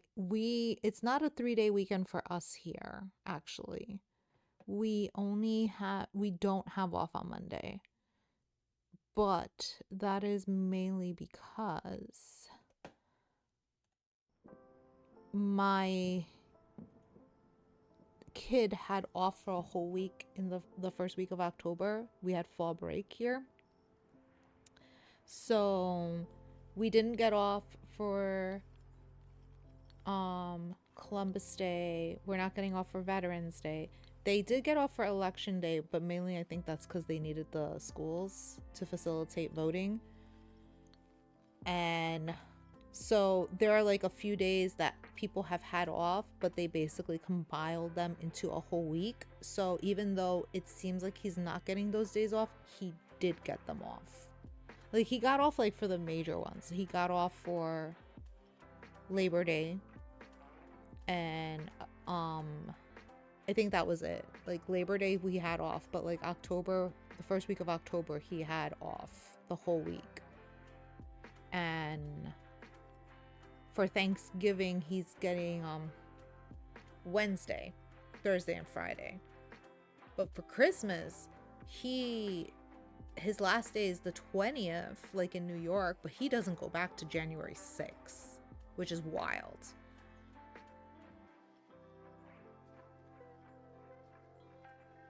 You know, that's something that I did think about too, because that's what I mentioned to my parents. I was like, yeah, you know, he got a longer break, you know, instead of having like these random days off, which is something I always got annoyed with in the city, because I always am like, oh, it's just yet another random day off, and it just threw off the whole flow. And I was like, why don't you just give me multiple days off in a row, and okay, fine, I'll work through the other ones. But the issue with New York is like there's so many religious holidays that you need to be off the day of the religious event. It's not something you can just squish together.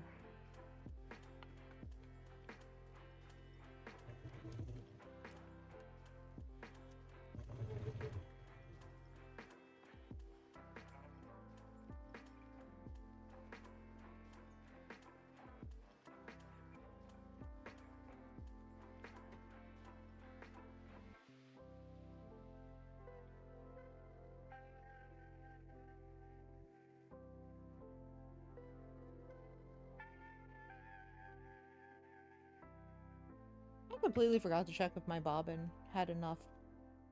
It does, but I should have checked before even starting this.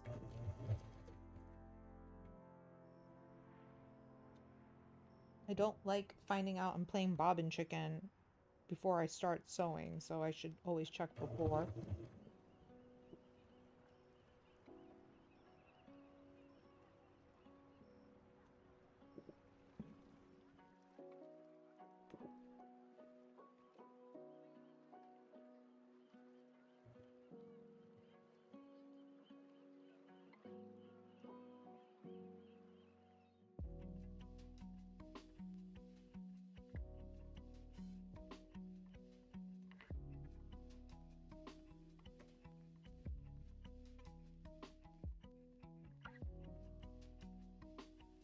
Actually, I should have done that.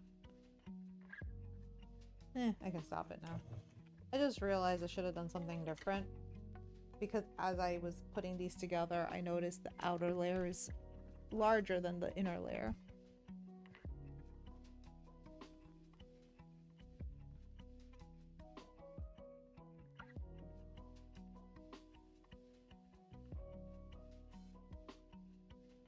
Yeah, it's true.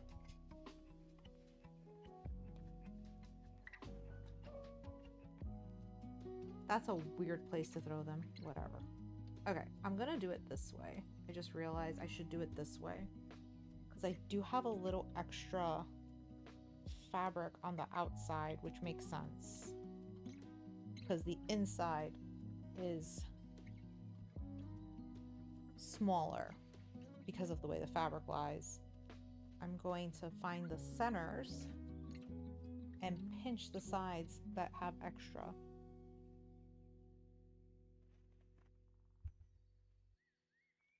It's true. I really feel like this country needs to get on with like that 3-day, the 4-day work week.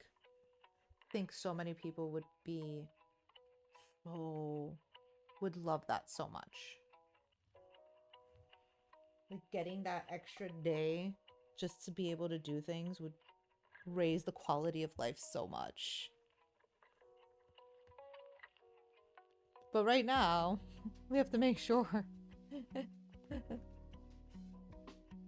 we have a life to come back to at this point, unfortunately. We are not in a place to have that discussion, but yeah. Yeah, I think, you know, I mean, for me, I would have never really been able to do a lot of work from home. Like, you know I would have had to be teaching at school, but I think like having a 4-day school week would be great even for the kids, you know. And I don't even think the kids would have been upset if they would have to like stay in school for like a little extra time. I don't even think they'd be mad at that. Especially since some of them, I'm not gonna lie, it was almost like you had to kick them out of the kick them out of the building because they were just so like they didn't like being at home. So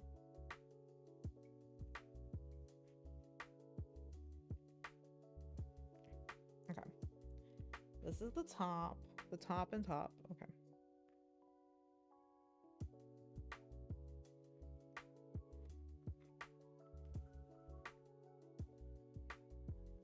Honestly,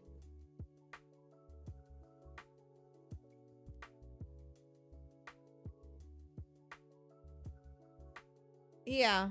I mean, honestly, I didn't care for it. You see, the issue with when I was teaching remotely wasn't the fact of it was hard for me. I feel like for the students, it was very difficult because a lot of them didn't have home environments that were conducive to learning at home. And because I taught 8th graders at the time, a lot of the parents took them as like free babysitting for their younger kids. So the kids really weren't learning. That's why it's like very difficult to do like remote teaching in a lot of cases. It's not so much that the kids don't want to learn, it's the family dynamic doesn't allow it as much ease.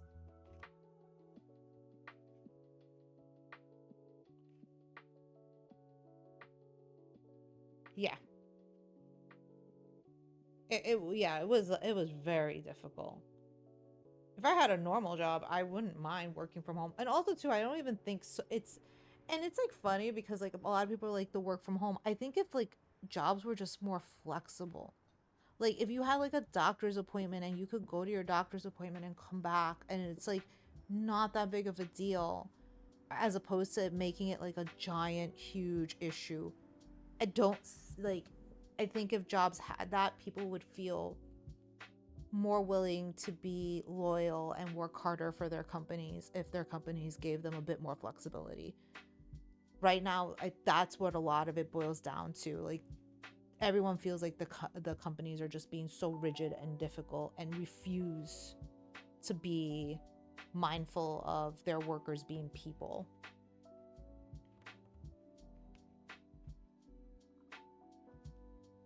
Okay, I'm gonna do corner to corner.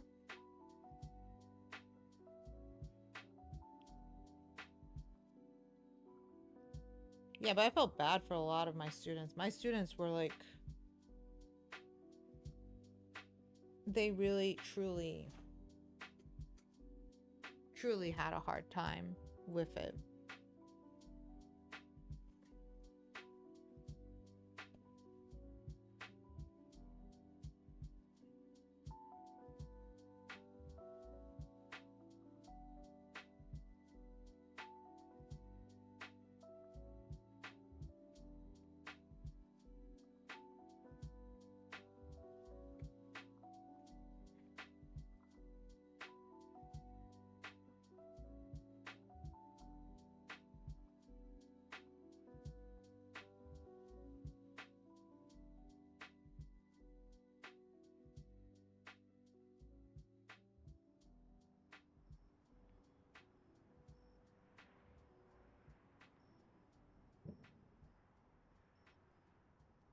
Okay.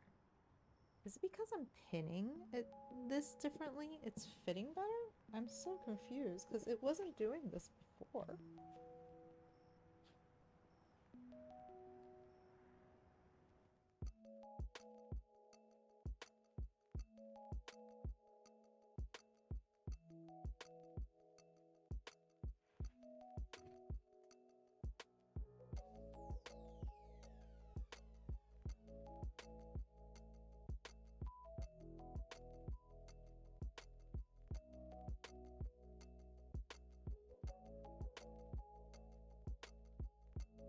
Okay, yeah.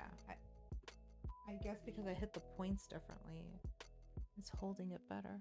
I don't know what happened.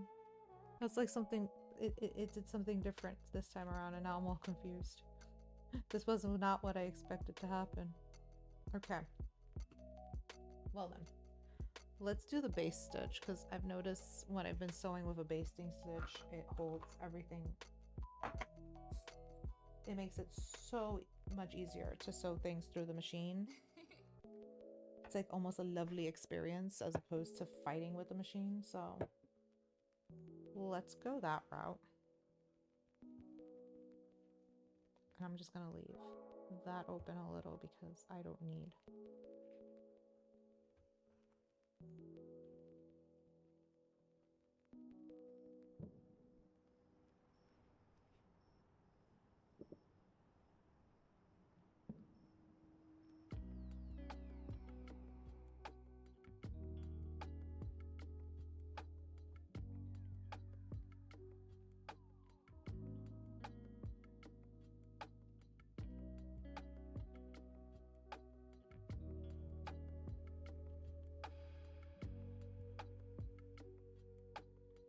I find myself basting so many of the costumes now because I just like how it helps me sew everything neater and cleaner. So I've just been taking to doing this.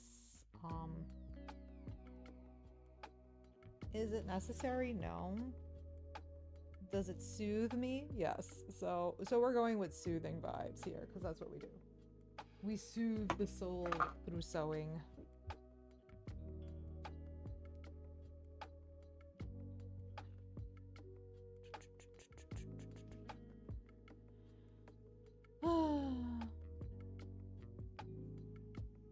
I'm hoping next time I come on, I will be working on the apron.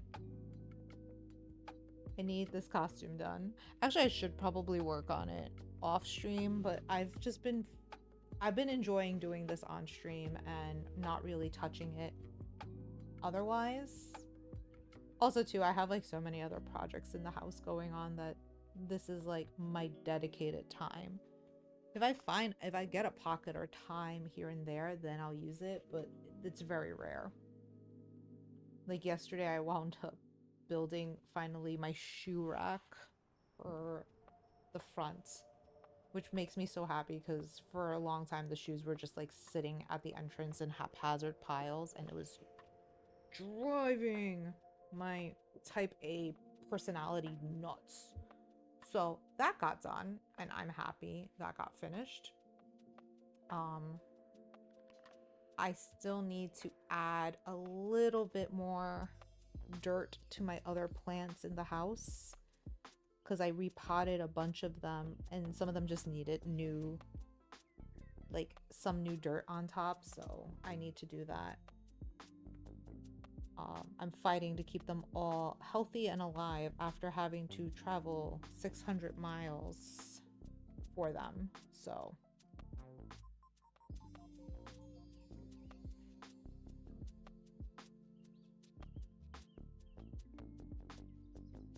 that was not a fun day when I had to go pick up the last of my plants in one final swoop.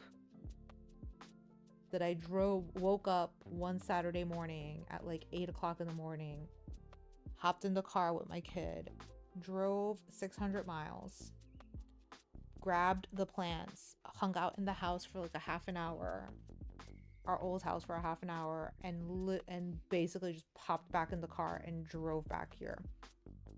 I got back to the place we were staying at like midnight that night, or like 11:30. It was wild. I drove for like 14 hours just to get plants because I refused to leave my plants in North Carolina. I had like at one point I was like, maybe I'll just leave them there and forget about them, and then I was like, I can't do that. One of them my grandmother gave me. I cannot abandon my plant. So yeah. So then for like a whole month we had them in the tiny I had them in the tiny, like, it was really nice. It was like almost like a small apartment, but it was a hotel. It was like an extended stay, which my husband's job paid for while we were doing the whole transition to move here. So they basically just hung out in like the living space of the extended stay, and one of them was like in the kitchen because I didn't have room. Yep, the insanity of a plant mom. I did not think I'd ever get that way. I had one plant when I had when I first moved out years ago, before I had my son, had one single plant. I would have killed it had it not been for my mom coming to visit me and like watering it probably would have died. However, these plants have been my children, so I took very good care of my plants, and I was like, I'm not abandoning them. It was a hard day, I'm not gonna lie. I literally, after I came back from dropping off the plants, I crashed. And my husband would have we would have split the drive up, but that weekend my husband had mandatory work for inventory, so he couldn't drive with me because we would have split it up. Like, I would have driven one way, he would have driven back, you know, we would have done it that way. And we potentially were going to be selling the house the following week, so we didn't have another weekend that we could have done it.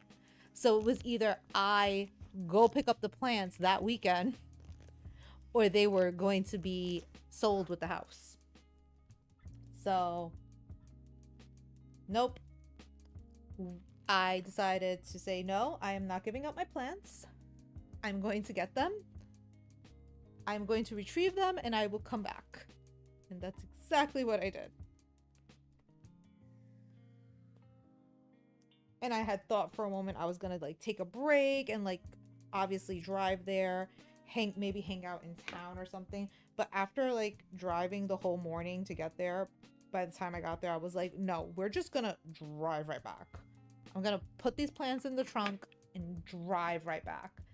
And that's what I did. It was wild. It was crazy. But I got them and they're here. They're happily here in the house, no problems. And I didn't lose my plants to the selling of a house, so.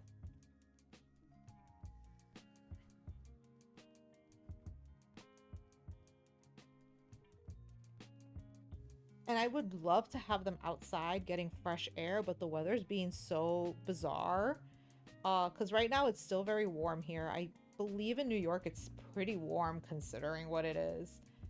I know there was some more colder days than we've had here. Like here it's been warm and dry. Like we have not gotten any rain. It's so bad. Yeah, that's about the same it is here. But we have gotten like no rain. It's so bad. Like the most rain I remember we got was when Helene came by, and like it rained another day, but that's it.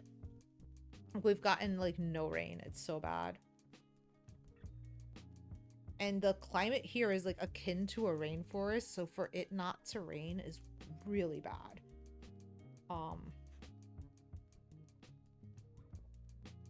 Yeah, we've been under drought watch. We've been under drought watches for a while. Christ, Cosplay is now following. Oh, thank you for the follow, Christy Cosplay. I don't know why it said it that way. How are you? Hope you are doing well. Thank you for the follow. I am working on Niffty from Hazbin Hotel and complaining about the weather. Although I do find it interesting how even though it's been so warm, like all the trees have like turned colors. It's beautiful foliage here. And they're all like the leaves are falling down and stuff like that. but it's hot, and my kid literally is still in his summer clothes. I'm like, I'm still wearing like sandals when I go outside, and I'm like, I should be wearing like shoes. What is going on here? It's wild. Although it's not uncommon. When I lived in North Carolina, it would be pretty warm as well. And North Carolina was like, I basically was spending most of like the spring and summer of this year when I was there. We were under a drought warning. It didn't rain there either. It was so bad. So, like, my poor lawn here is dying. Needs rain. And I'm sorry, I'm not going to put the sprinklers on. I could. Like, a lot of people have been sprinkling and watering their lawns. And I'm like, I'm not doing that. There should be rain. It should be rainy and cool. None of this hot drought. Okay. I'm getting somewhere with the lining on these sleeves, that's for sure. And that's always a good thing.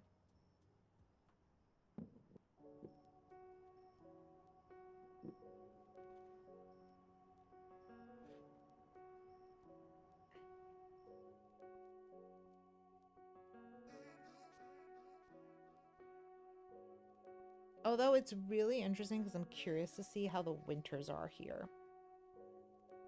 From what I've heard, they're not that different than the ones I had in North Carolina. So I'm very curious to see. Especially like after having like northern winters, as they call them here. Apparently it doesn't get that cold, which I'm happy about. But I've also noticed we don't get as much wind as I would see in New York. Like New York used to have, New York, it wasn't even so much that it was cold, it was always wind chilled. That's what made it cold. So here it's like, it's just the true temperature. So it's generally what the temperature says. Unless there's storms and then you get wind and stuff. Okay. I have pinned it down enough, so let's baste it like I did the other sleeve. As you see, I've basted this sleeve, so when I sew it, I don't have to worry about the fabric moving too much, and then I will make the channel for the elastic. Do I have elastic in this room? I should. I don't remember. I'll find it. If I don't have it, I'll just attach the skirt to the bodice. And I don't know if I'll get to the zipper, but we will eventually. Again, the question of the day is, will I get this dress done to some... Will I... you know, I will consider this dress... I will consider this stream to be a major success if I can add the skirt to this bodice. It doesn't even have to have like the lining finished, because I'll probably do that by hand. As long as I can join the skirt to the fashion fabric, I will consider that a victory. Because for too long, I have just been working on this bodice. You could go back and see on the streams. It's like I've worked on 4 different streams and all of them have just been on this bodice. Whether it's working on the pattern or the lining and the facing or something. The sleeves, everything. I have been working on this dress forever. This bodice forever. So I will call this an insane victory. Like, even if I just sew the channels for the elastic and if I sew the channels for the elastic and have that set up, not necessarily put the elastic through, I will be happy, because feeding elastic through a channel is not difficult. It shouldn't be, but with my luck it is. Because I've had terrible luck on this project. I've said, oh, this is going to be a simple, easy project. It is. I'm just very slow. And there's nothing wrong with that. And I also only work on this on stream, so I don't touch it otherwise. So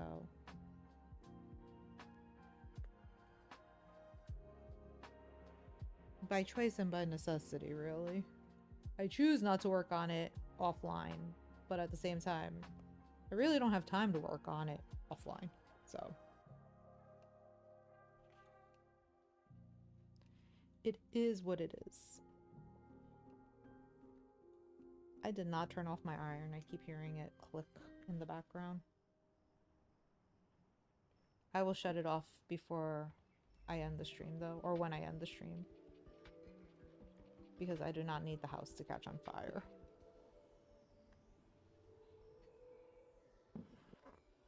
Come on, buddy.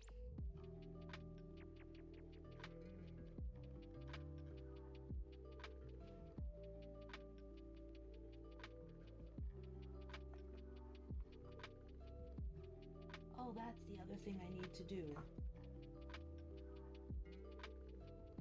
So next week, I need to make sure I take my scissors and our cleaver to the sharpening place because I want the cleaver nice and sharp for Thanksgiving. Because we are going to deep fry a turkey. We bought like the equipment to deep fry the turkey and everything. It's gonna be so cool. Normally we just visit my parents for Thanksgiving and see the family. This year we've decided against it for multiple reasons, but we figured we'd take the opportunity and do something that we really have wanted to try, and that is deep fried turkey. So hopefully I can I'll post about that. So a deep fried turkey, that's gonna be so much fun. Don't get me wrong, I'm terrified at the fact that we will be deep frying our turkey in our backyard. However, because obviously you need to make sure that the propane doesn't leak and the turkey is completely thawed out, because you can't deep fry a turkey that has any frozen bits because it's then going to explode. So there is a lot of prep that goes into it, so I'm kind of excited, but I do want the cleaver to be nice and sharp. And since I thankfully literally live down the road from a place that does all that, I'm going to take advantage. And I haven't sharpened my scissors in years. I don't think I've ever sharpened them, so I need my sewing scissors to be sharpened because I have some pretty expensive scissors that I should get. They're not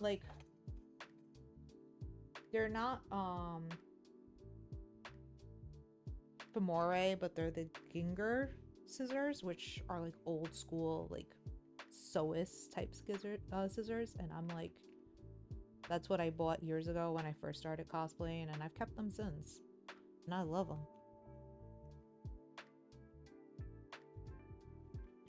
So, all right, we're just slowly going through this sleeve, and for some reason it is doing a lot more puckering than the other one, which is making me wonder if when I sewed them, I sewed one smaller than the other. That could be a possibility. I don't know. But deep fried turkey, that's where my mind is right now. We're thinking about getting a chicken to test it out, like deep fry a chicken first to see like what goes on with it. But we need to buy the liquid propane to test it out, so be curious. The crazy things we do here.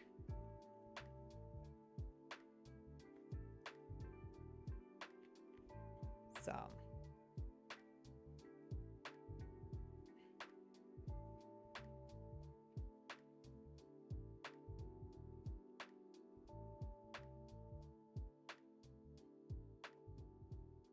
Okay, I'm just moving along on this sad little road of hand basting because pins clearly are not helping me out with this project.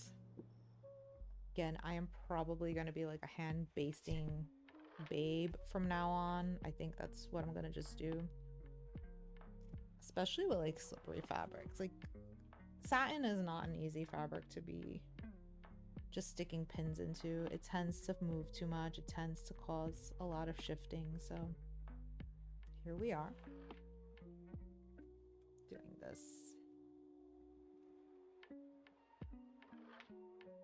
I am excited to like finish this costume and put her on and take some pictures because it's gonna be fun. I did want it done for Halloween, but it's fine. It didn't happen. It's not the end of the world. Also too, it'll be kind of cool. I don't know when season 2 is coming out. It's supposed to be, I think, sometime next year, so we shall see. I still need to finish Vaggie, though.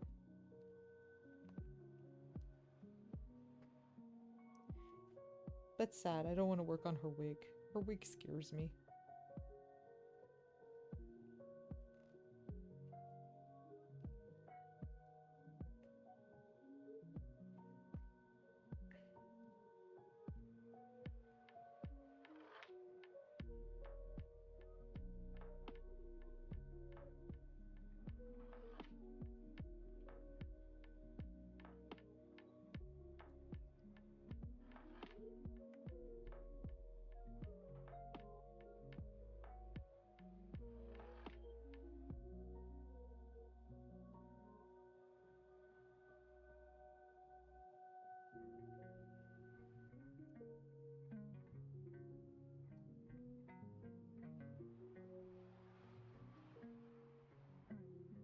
This side did do it, or the other side did not. That's bizarre.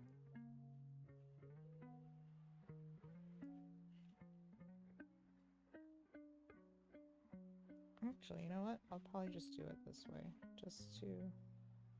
I know I don't need to do it all the way, but I'll probably just do it all the way to make sure it doesn't shift when I'm sewing it. And I'll pull it out. And when I sew it, I'll make sure I don't do it all the way. Okay. So we got that done. So we got the 2 sleeves basted together. So when I sew them together, they should sew nicely. And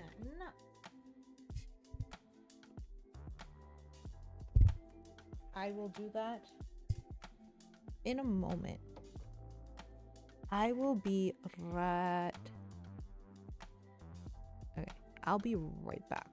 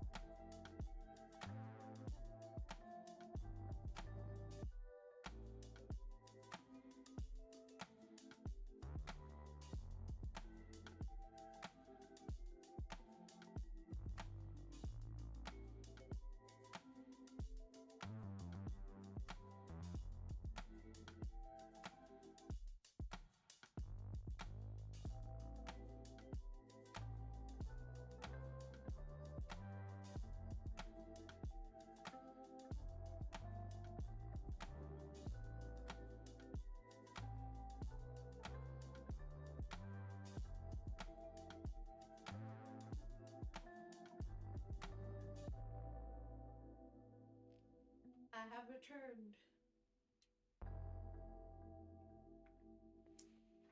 Okay.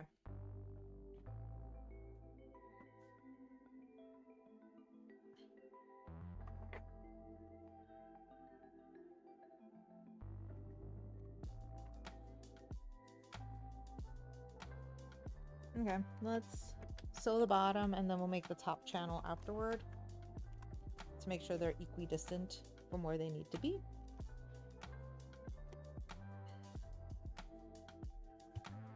Clearly, I need to be able to touch the presser foot though.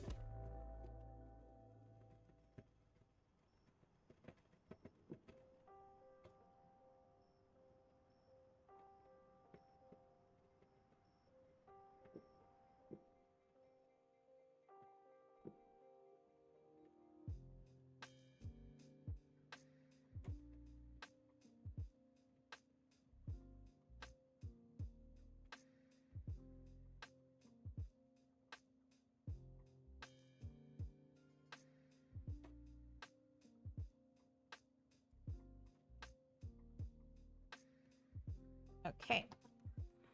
Now, actually, it would be smart if I got the elastic. Let me see.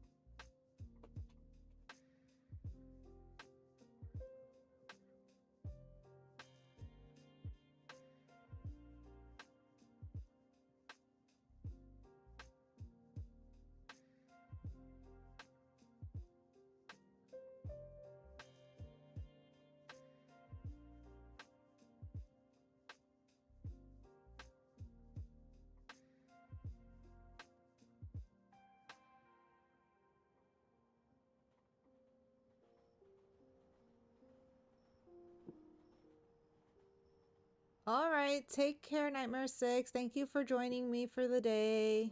It's been nice catching up with you. I can't find elastic. That's what I'm looking for right now.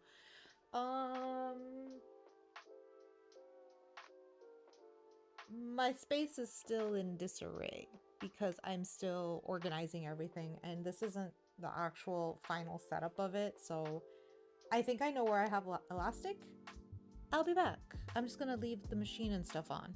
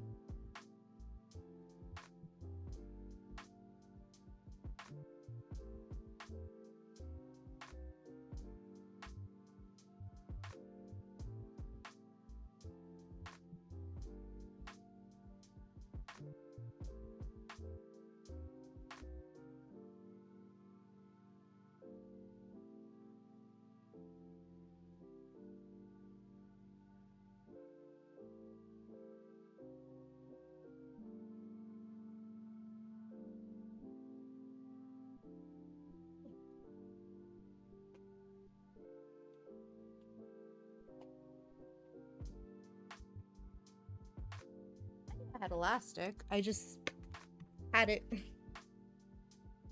in the crawl space in a closet. This room doesn't have a closet. And since it doesn't have a closet, I don't have access to storage. So everything has to be either in an actual storage bin or closet or something. And this but in my closet in my bedroom, I have a little cubby with storage space, and I have some bins in there with things, so I'm able to fit more things in there, so that's a good thing. That's a good place. But I realized my elastic was in there, so just simple. This is 1/2 inch braided elastic.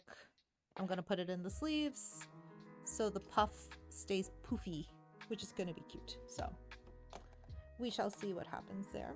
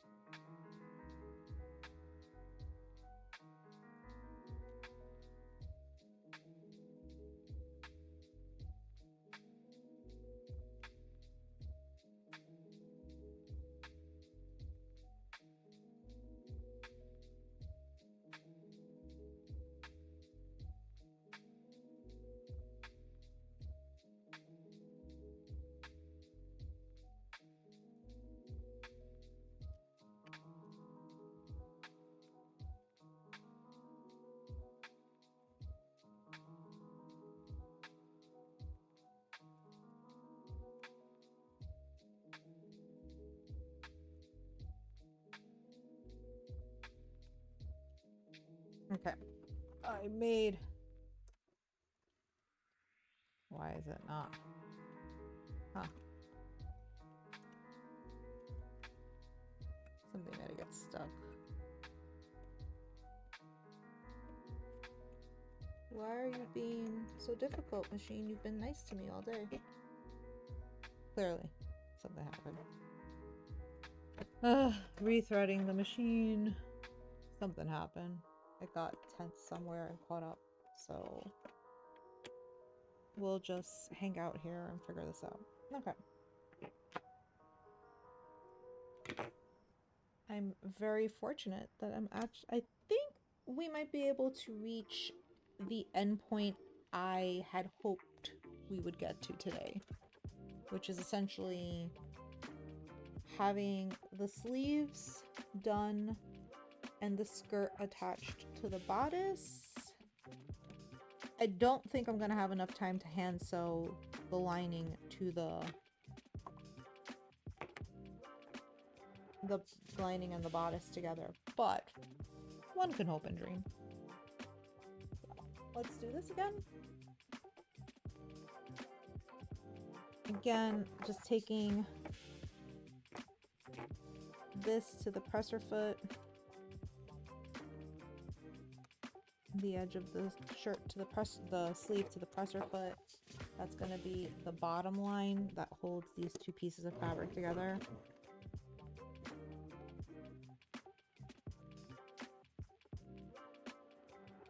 Now, I could have been super fancy and had done this differently, but by sewing it together and then like having a hidden seam and flipping it out and all this other cool stuff, but I went this route because it's a little easier and not completely necessary.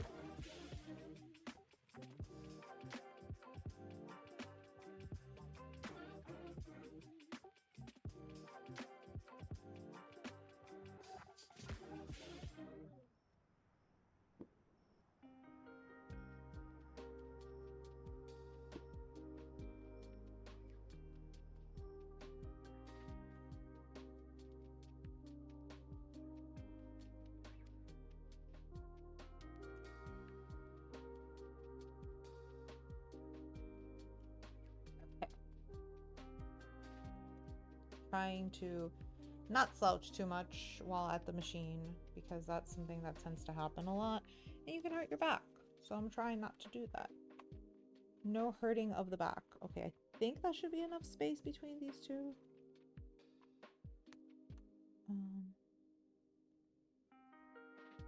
Might be a tight fit.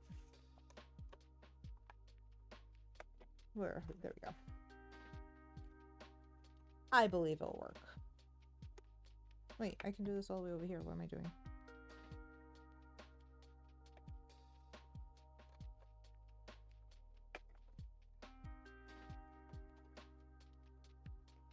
Actually, let me put a pin here because this looks like it's going to be a pain in the butt.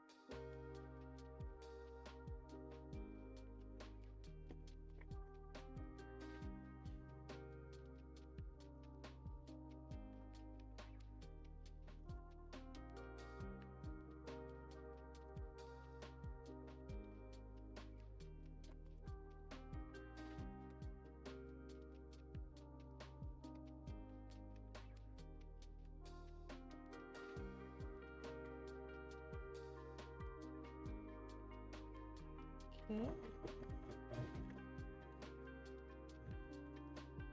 Something's not right. The machine's making a weird noise. Just by the sound of the machine, I know it's not. That all the stuff is not laying correctly. I was like, nope, that doesn't sound right. We need to fix it before we continue sewing because that's going to be a pain later. So we'll just fix it now.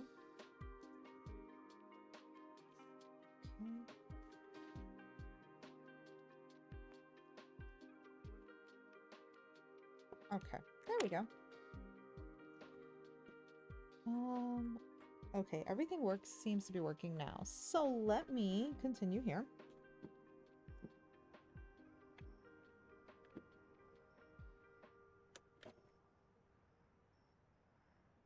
Okay. And we go. Off we go.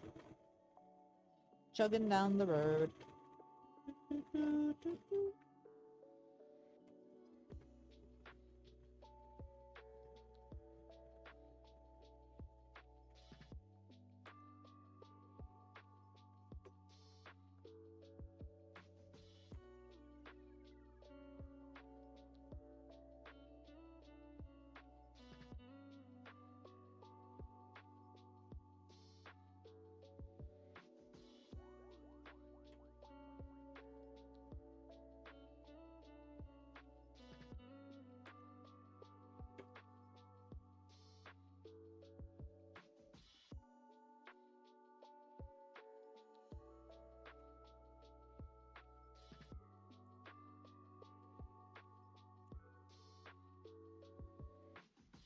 Okay.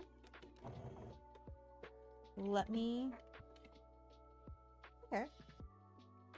I guess if anything, I could feed in the elastic and get this set and done. That would be cute. I just need to make sure I measure my arm properly. Because, you know, I got these giant guns here. Hardly. Okay. Let's do this. I could use a measuring tape, but we're just going to use the elastic to help us out here. Okay. That feels good. So like there, which means I'm going to cut it like about there. Because I want to give it a little slack so I can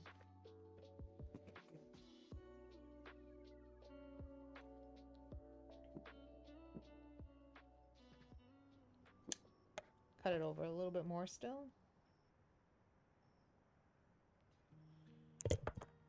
And yeah, these things don't come with a lot of elastic, and I just kind of have like enough to do maybe 4 sleeves. So no characters will... No multiple armed characters. Okay, let's thread this through. Let me put this back where it belongs. Need it right now.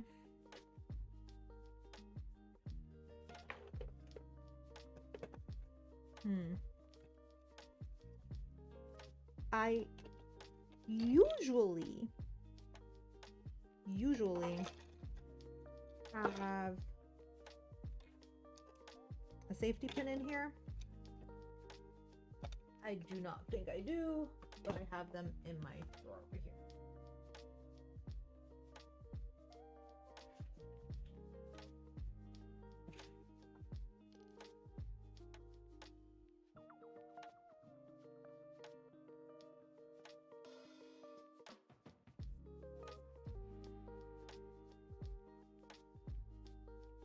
Yeah, I could probably use a bodkin to do it and such, but I'll be honest, I have yet to master a bodkin, so safety pin is just as reliable. So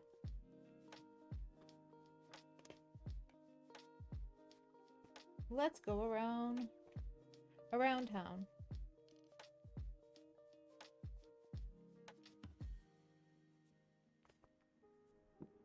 I'm starting to feel hungry, but I don't know what to eat. And I do my best to try to eat late before stream so I don't get hungry while on stream. But now we're hitting that point of the stream that I'm like, snack sounds nice. Oh, maybe I can eat that. I can always take some like tortilla chips and...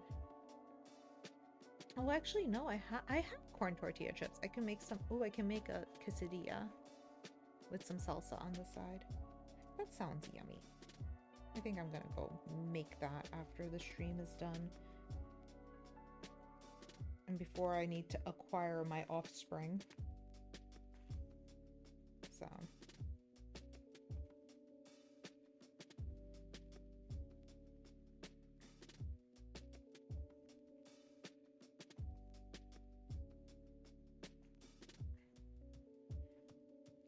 Okay, let's see. Holy Nantucket. I think I got it done. Not that I think Nantucket is holy or anything, but why not? Okay.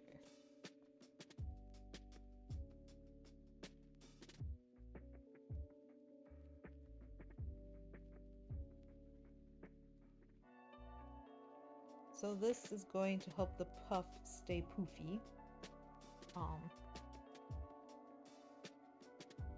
This will help the puff poof. And not look like a big sad sack on my arm. So right now I'm just going to do a quick zigzag stitch on this side of the elastic. Let's change the machine to zigzag stitch. No, wrong side. Zigzag, length is 1, width, I'm gonna make it like, I think, no? Let's see. I'm never good at this part, but we shall prevail somehow. We'll figure it out. We'll make it work. We'll make it work. I mean, I could just baste it again, but I'm just literally going up and like back and forth on a 1/2 inch. So let's see. Okay. Okay, that works.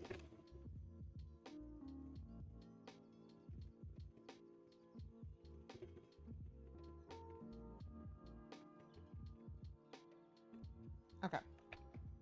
I have bounded them together. And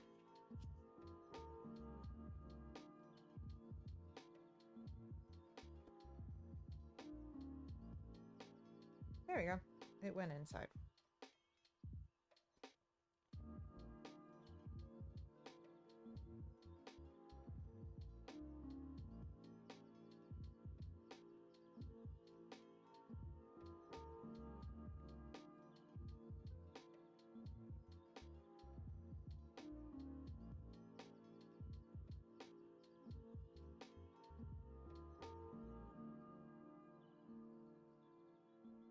Let me take out my basting stitch on this. Trim the other threads so then I can just sew the other one together, because right now it's hard to see what's where and who's what. So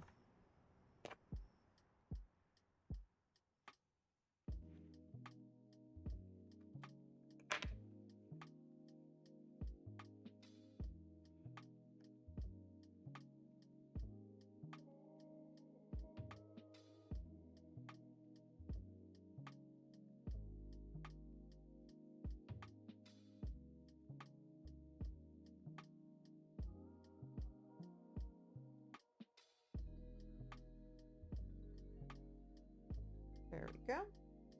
Got that through. Okay, now I just need to trim these down so I can actually see where I'm sewing, because that's the issue I'm having right now. There's too many threads and it's in my eyesight, my line of vision, so it's hard to distinguish where I need to go.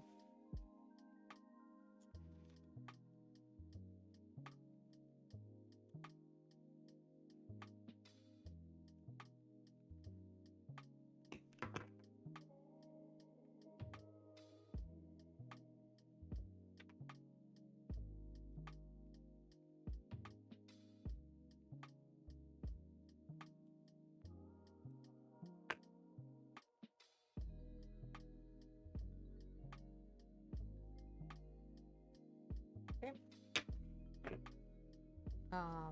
I'll come back to this after I do the other side, because I want to be able to just zigzag stitch and not have to worry about switching the machine. What I should do is cut these threads off first, so let's do that so I don't get confused again.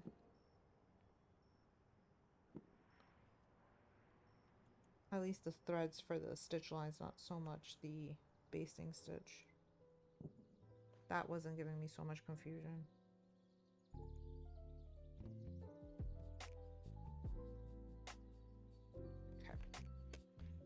those got done. All these threads need to go into the trash can. So many threads.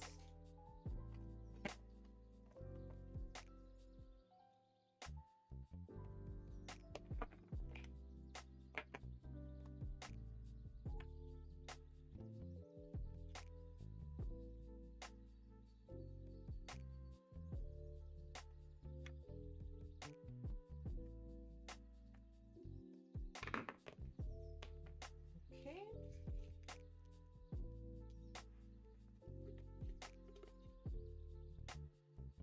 I have a little trash can behind my tripod that I bought specifically for this room for that reason, to put threads in. Okay. Ooh, now I'm excited to eat a quesadilla. The random thoughts that are in my brain as I sew. I would like a quesadilla. That sounds good. Un quesadilla. Con salsa. I don't have avocado though. That's sad. I wish I had avocado, because then I'd put some avocado on top of it. Maybe a smidge of sour cream. But we don't have sour cream either. We need to buy some food. But at the same time, our refrigerator is packed. So I don't know where I'm gonna get space for food. Food.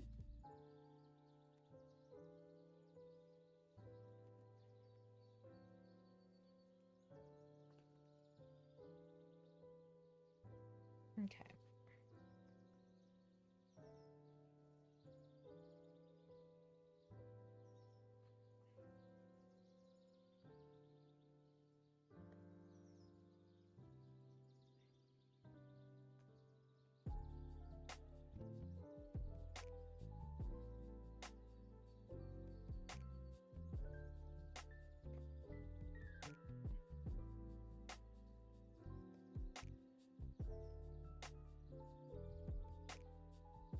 Did it not go flat? What's going on here?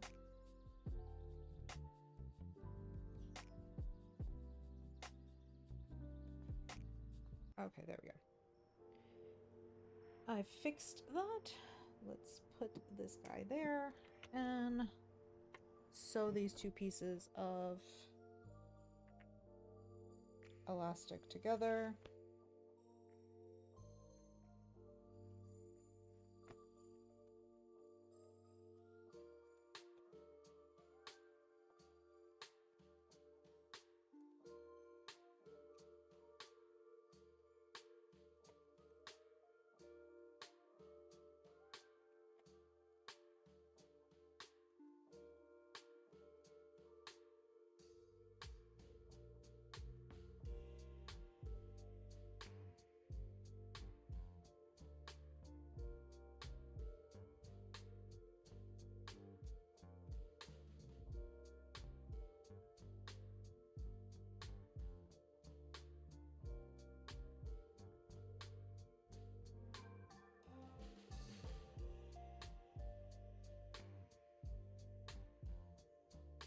Boop, boop, doo.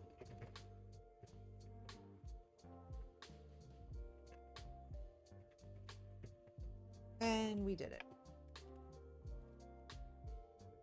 Okay.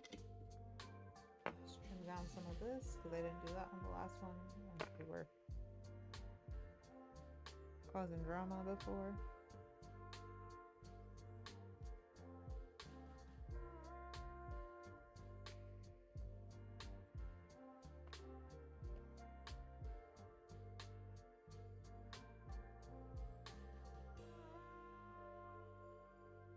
Okay, so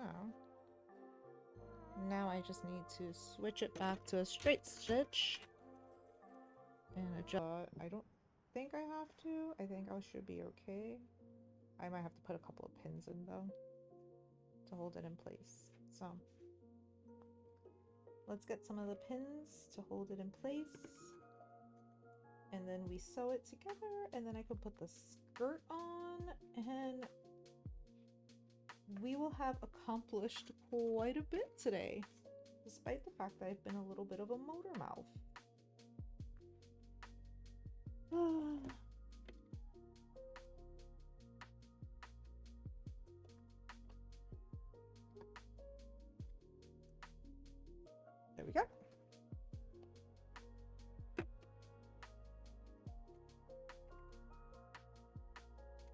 let's close this together.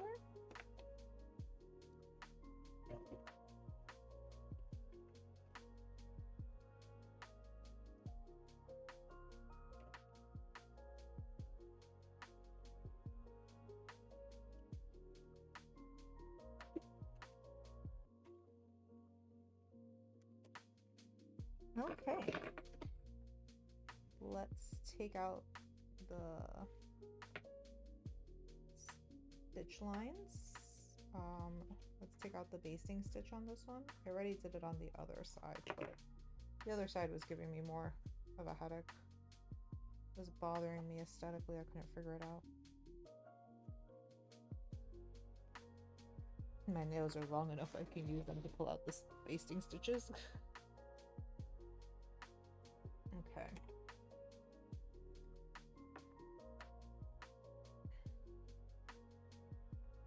Now, if I wanted to make this a lot more accurate in terms of,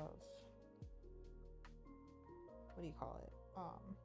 Like to make it competition worthy, I would have like gathered this by hand and had made like an interior cuff.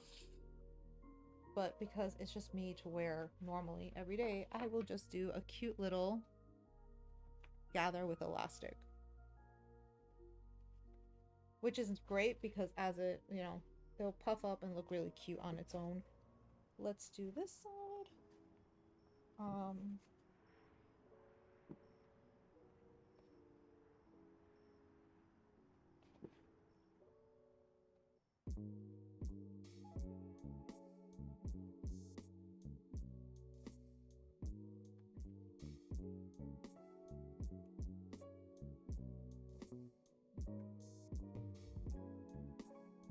Yeah, I'm going hard on the sewing just because I want to make it a accurate, a correctly made garment, not because I'm trying to impress anyone. It's more the fact of I want to make it something that will last and be very sturdy and withstand multiple wearings, washings, and so on.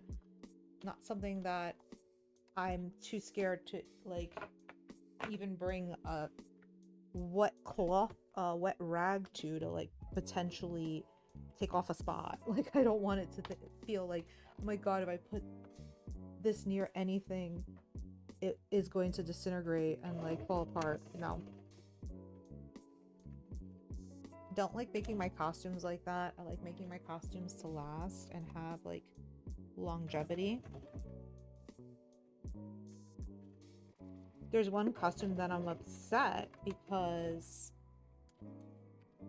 the fabric started disintegrating, and it has nothing to do with what I did. I think it's just was not like good fabric, or after a while, like synthetic leathers do have a tendency to basically peel and fall apart. So when you make something out of a synthetic leather, just be mindful of that, because it's basically oil. It's petroleum, and it will wear down as time progresses. So even if you make it as well as you can, you need to store it in a very specific way to prevent that from happening. Oh, yep, they look cute. They are sleeves that are cute sleeves. Okay, time to get this skirt on. Let's get this skirt on. Let's close the seam ripper before potential accidents happen. Put the scissors away. And put these things over here. Okay. Alright. I need the... Ooh! My finger jammed itself. Wow, that was weird. Let me drink some water. Hydration time.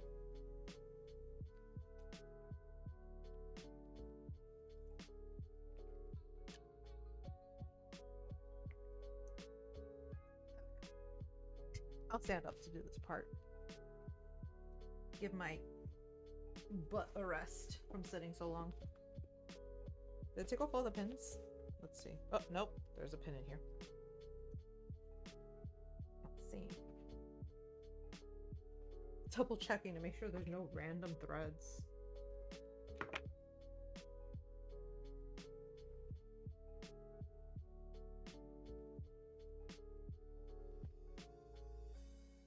Let's see.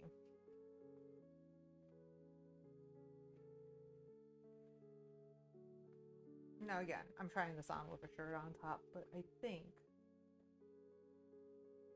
I've got what I was looking for. Yeah, the sleeves are cute. The sleeves are doing their sleevey thing. Let's see.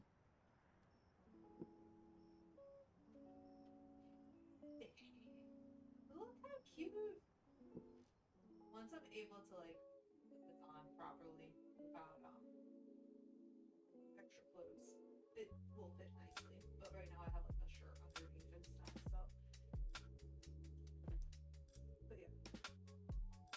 And the skirt will weigh it down a little, so it'll pull it down here anyway. But it's so cute. Oh my gosh, it looks adorable. It's gonna be so cute. Okay.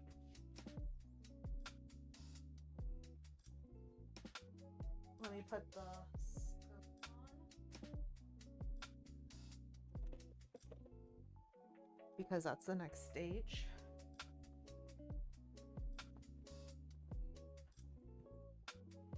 I just hit my elbow on the chair. That hurt.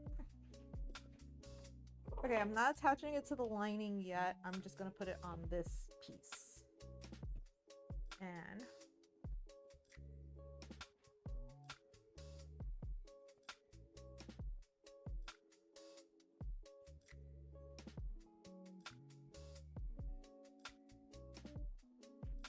so I have the pocket.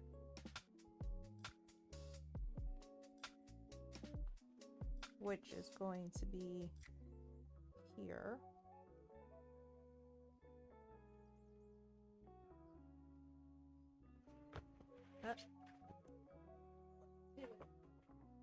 Basting time. We're gonna base the pockets down, and then I'm going to base the skirt onto the bodice. That will be the easiest way for me to do it right now.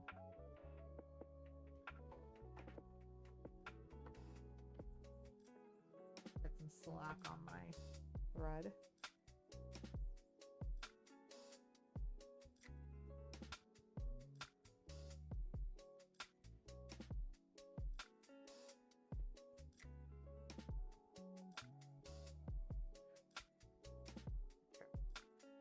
Let's get rid of some of this excess thread because I can't see what's going on here. There's just too much interference with the red on red. Okay, so I'm gonna just close the pocket off here.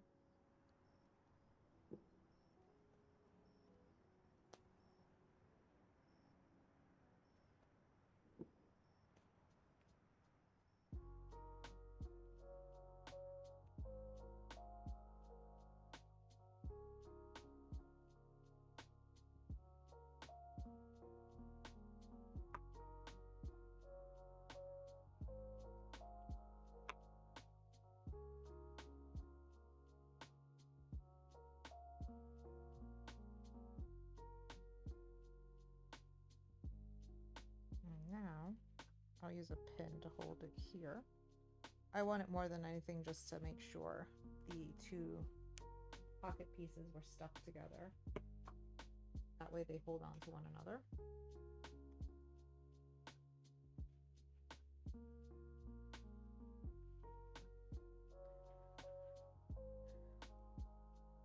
Okay, there we go. And we'll put this one here. Now, there. Let's do the next pocket. Put these two together. Then I can easily just put this skirt all together on the bodice piece.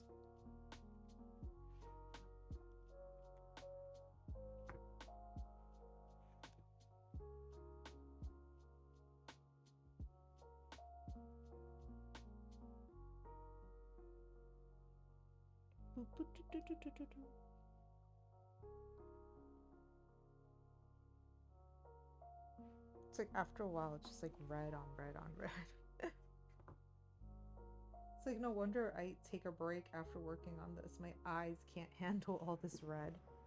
White is, you know, like all these fabrics have their color issues. Like black never shows up on camera. So every time people work with black, it's always so hard to see it, but we all like black clothes. Black clothes are fun. You don't get to see stains on them.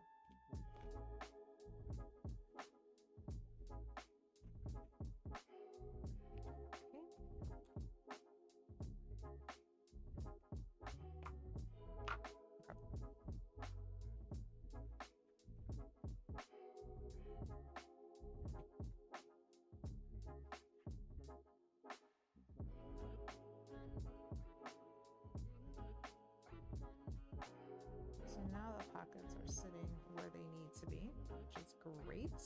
You don't have to worry about them too much. Again, just getting rid of excess threads that are just hanging around with no purpose. Okay. Now,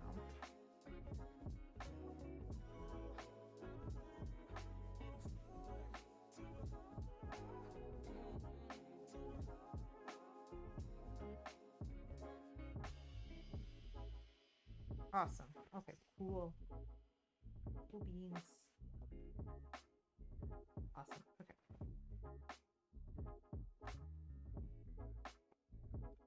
Make sure this lines up properly. I would like to hide the pocket as much as possible. My apron will cover up some of it anyway, so it's not that big of a deal. So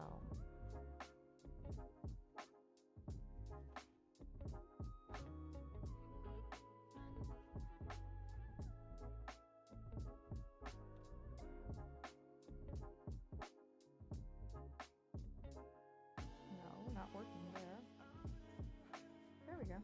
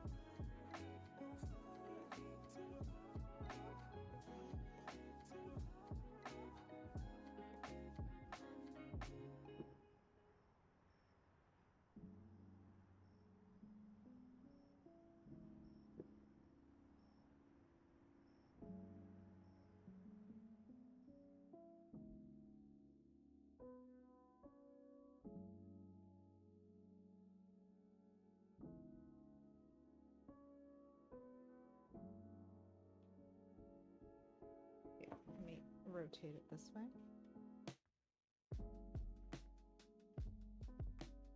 So we're just going to join these two guys together to have an easier time to sew it through the machine.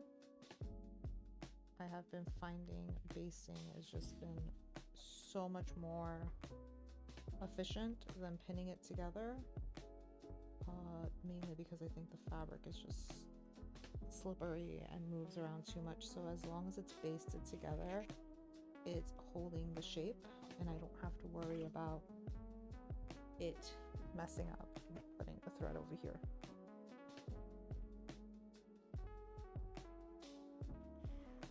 So now it doesn't tug on it too much. So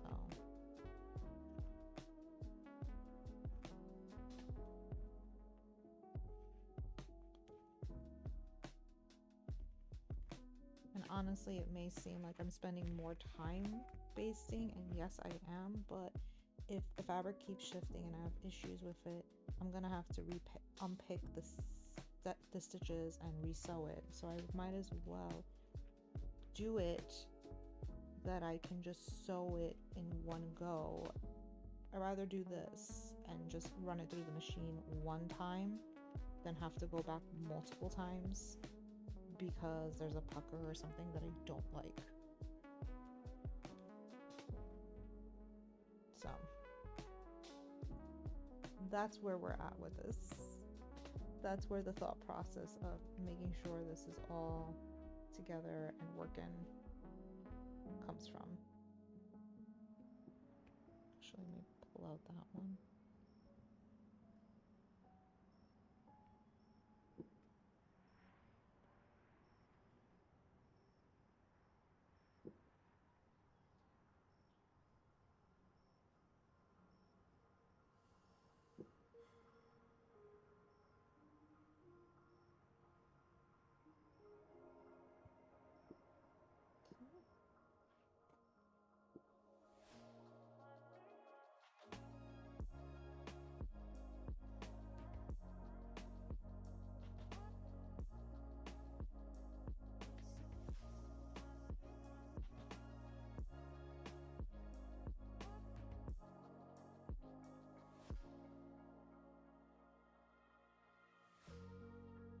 I thought about making a Christmas outfit after this, but I'm like, I'm kind of tired of sewing red. All I've been seeing is red. So I'm like, as cute as a Santa outfit would be, I have been sewing red for a good month at this point. I don't want to keep sewing red. I'm kind of done. I want to move into another color family. Even if it's something black or white, I don't want to see red anymore. I could make the Santa Mercury outfit, but I don't want to deal with blue at the moment, so. Also too, the one place I would have worn it to that would have had like the cute little Christmas scene, I'm not going to that con now, so there really isn't a hyper need to make a Christmas outfit, and I'm not going to like MagFest the following month, so in January, so it's fine. I don't even know if the Christmas decorations will be up for MagFest this year, because MagFest is later than what it normally is. It's at the end of January instead of closer to like the beginning. So they may not even have the Christmas decorations up anymore. So there's no point really. Which is fine. But yeah.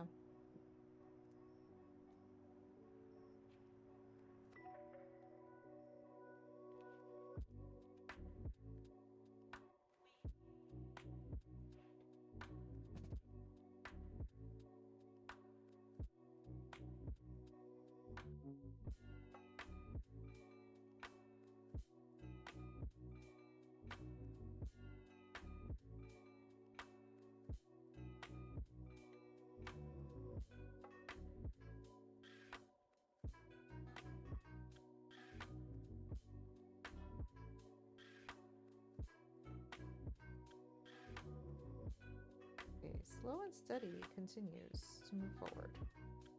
Let's forge ahead, buddy.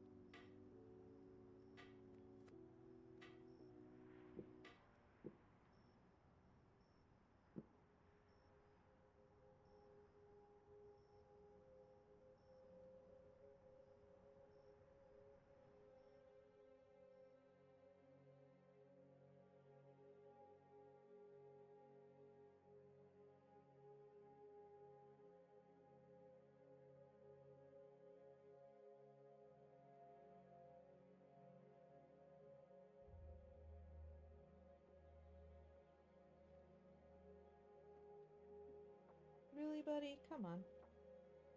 There we go.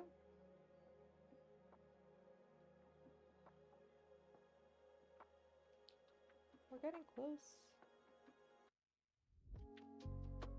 But this had to come out. Really, buddy? I feel like my hands and my skin is so dry at the moment that it's hard for me to maneuver some of the thread properly. Now that I mentioned that, I'm going to drink a little bit more water because I should be drinking some water. If you hadn't hydrated recently, you should take a sip of water as well, or juice or tea, or even if you want to take a sip of coffee, go right ahead. Hydrate. I sometimes get in the zone and forget to do that, so that is something we should make sure we attempt to do. So make sure you drink something. Stretch your legs if you haven't. That's why I'm standing at the moment, because that is always so important. My alarm's gonna ring in a minute.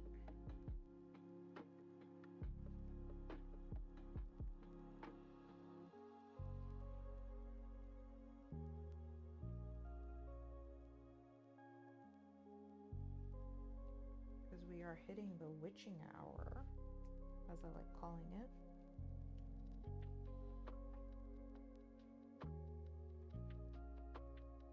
And the witching hour is basically the time I need to start signing off and moving on with the rest of my day. There we go, we buzzed. Actually, because I'm all the way on this side, I think I'm gonna finish. I actually think I'm gonna sew this together before I sign off, because I'm like right at the edge, and it's like, you know what? Just power through, girl. Power through. You got this.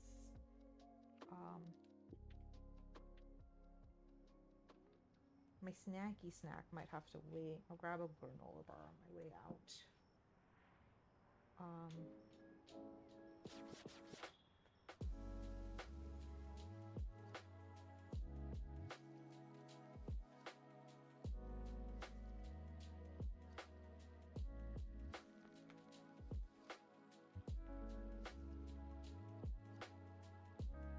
Okay. We're getting close to the end.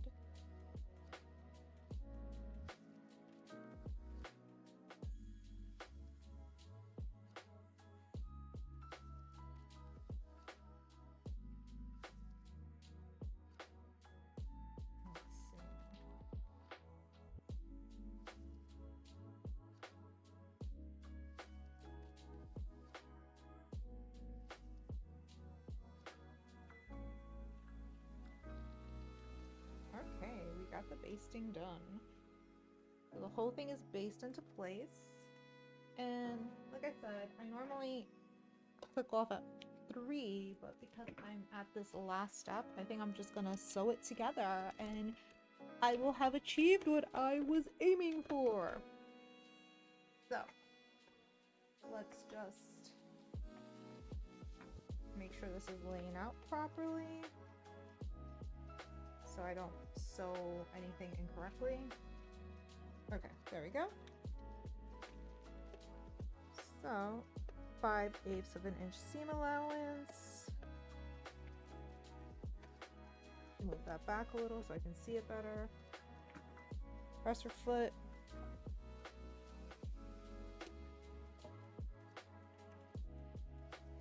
I don't want anything causing me drama. Let's go. Okay.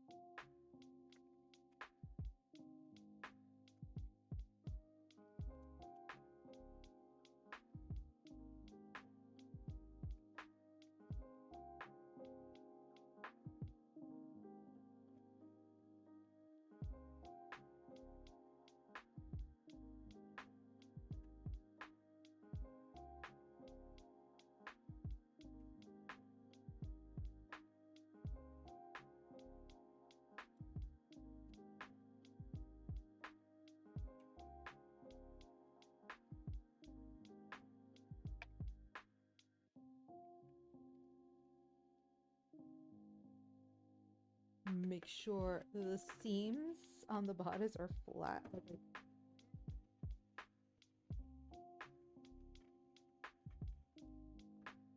More often than I care to admit, I tend to like the seams never stay flat, so it bothers me.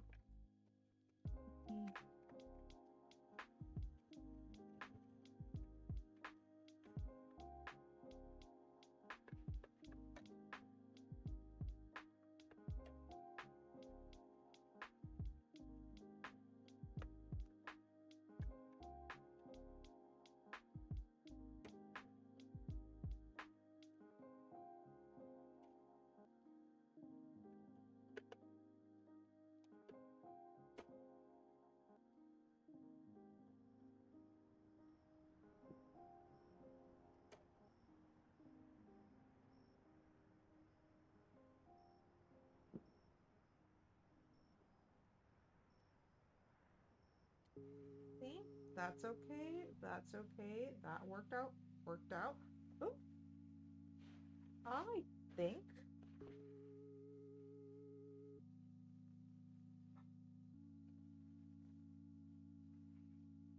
Beautiful. Although I just realized I did do something wrong. Or did I? I don't remember. Wait. I did do one thing wrong, but I can fix that easily. But now I have a dress. Y'all see? Looky look. It's a dress all together. It's got pockets, which I realized I put them in the wrong way, but I can fix that. It's essentially just taking this stitch off and flipping that to the side, but that's fine. That's something I can easily fix. But I have a dress. A dressy dress.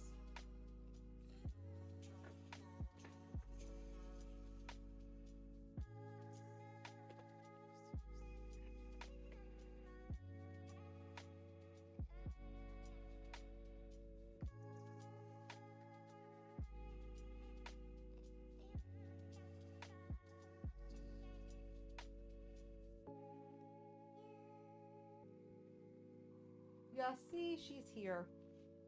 Granted, I still have to like put the zipper in, but we got this done. Awesome. All right, so Beautiful. done for the day. You all. I'm done for the day. Thank you, everyone who popped in, said hi, hung out, lurked, whatever. You are super, you are swell. I wish you all a wonderful weekend. It's always a good weekend. Always a good day for a weekend ahead. I wish you all the very, very best. I don't think there's anybody on today for us to do a little raidy raid. There's a rerun. Yeah, there's not many people on. I guess they're chilling on Friday, which they're allowed to. So I'm not gonna raid anyone today. But again, thank you everyone who popped in, said hi, followed, whatever. You're super, you're swell. I wish you all a wonderful weekend. Be restful, be safe, be kind to yourself, and I will be back on Tuesday with more Niffty. Hopefully we have more done. But thanks everyone. Have a great day. Bye.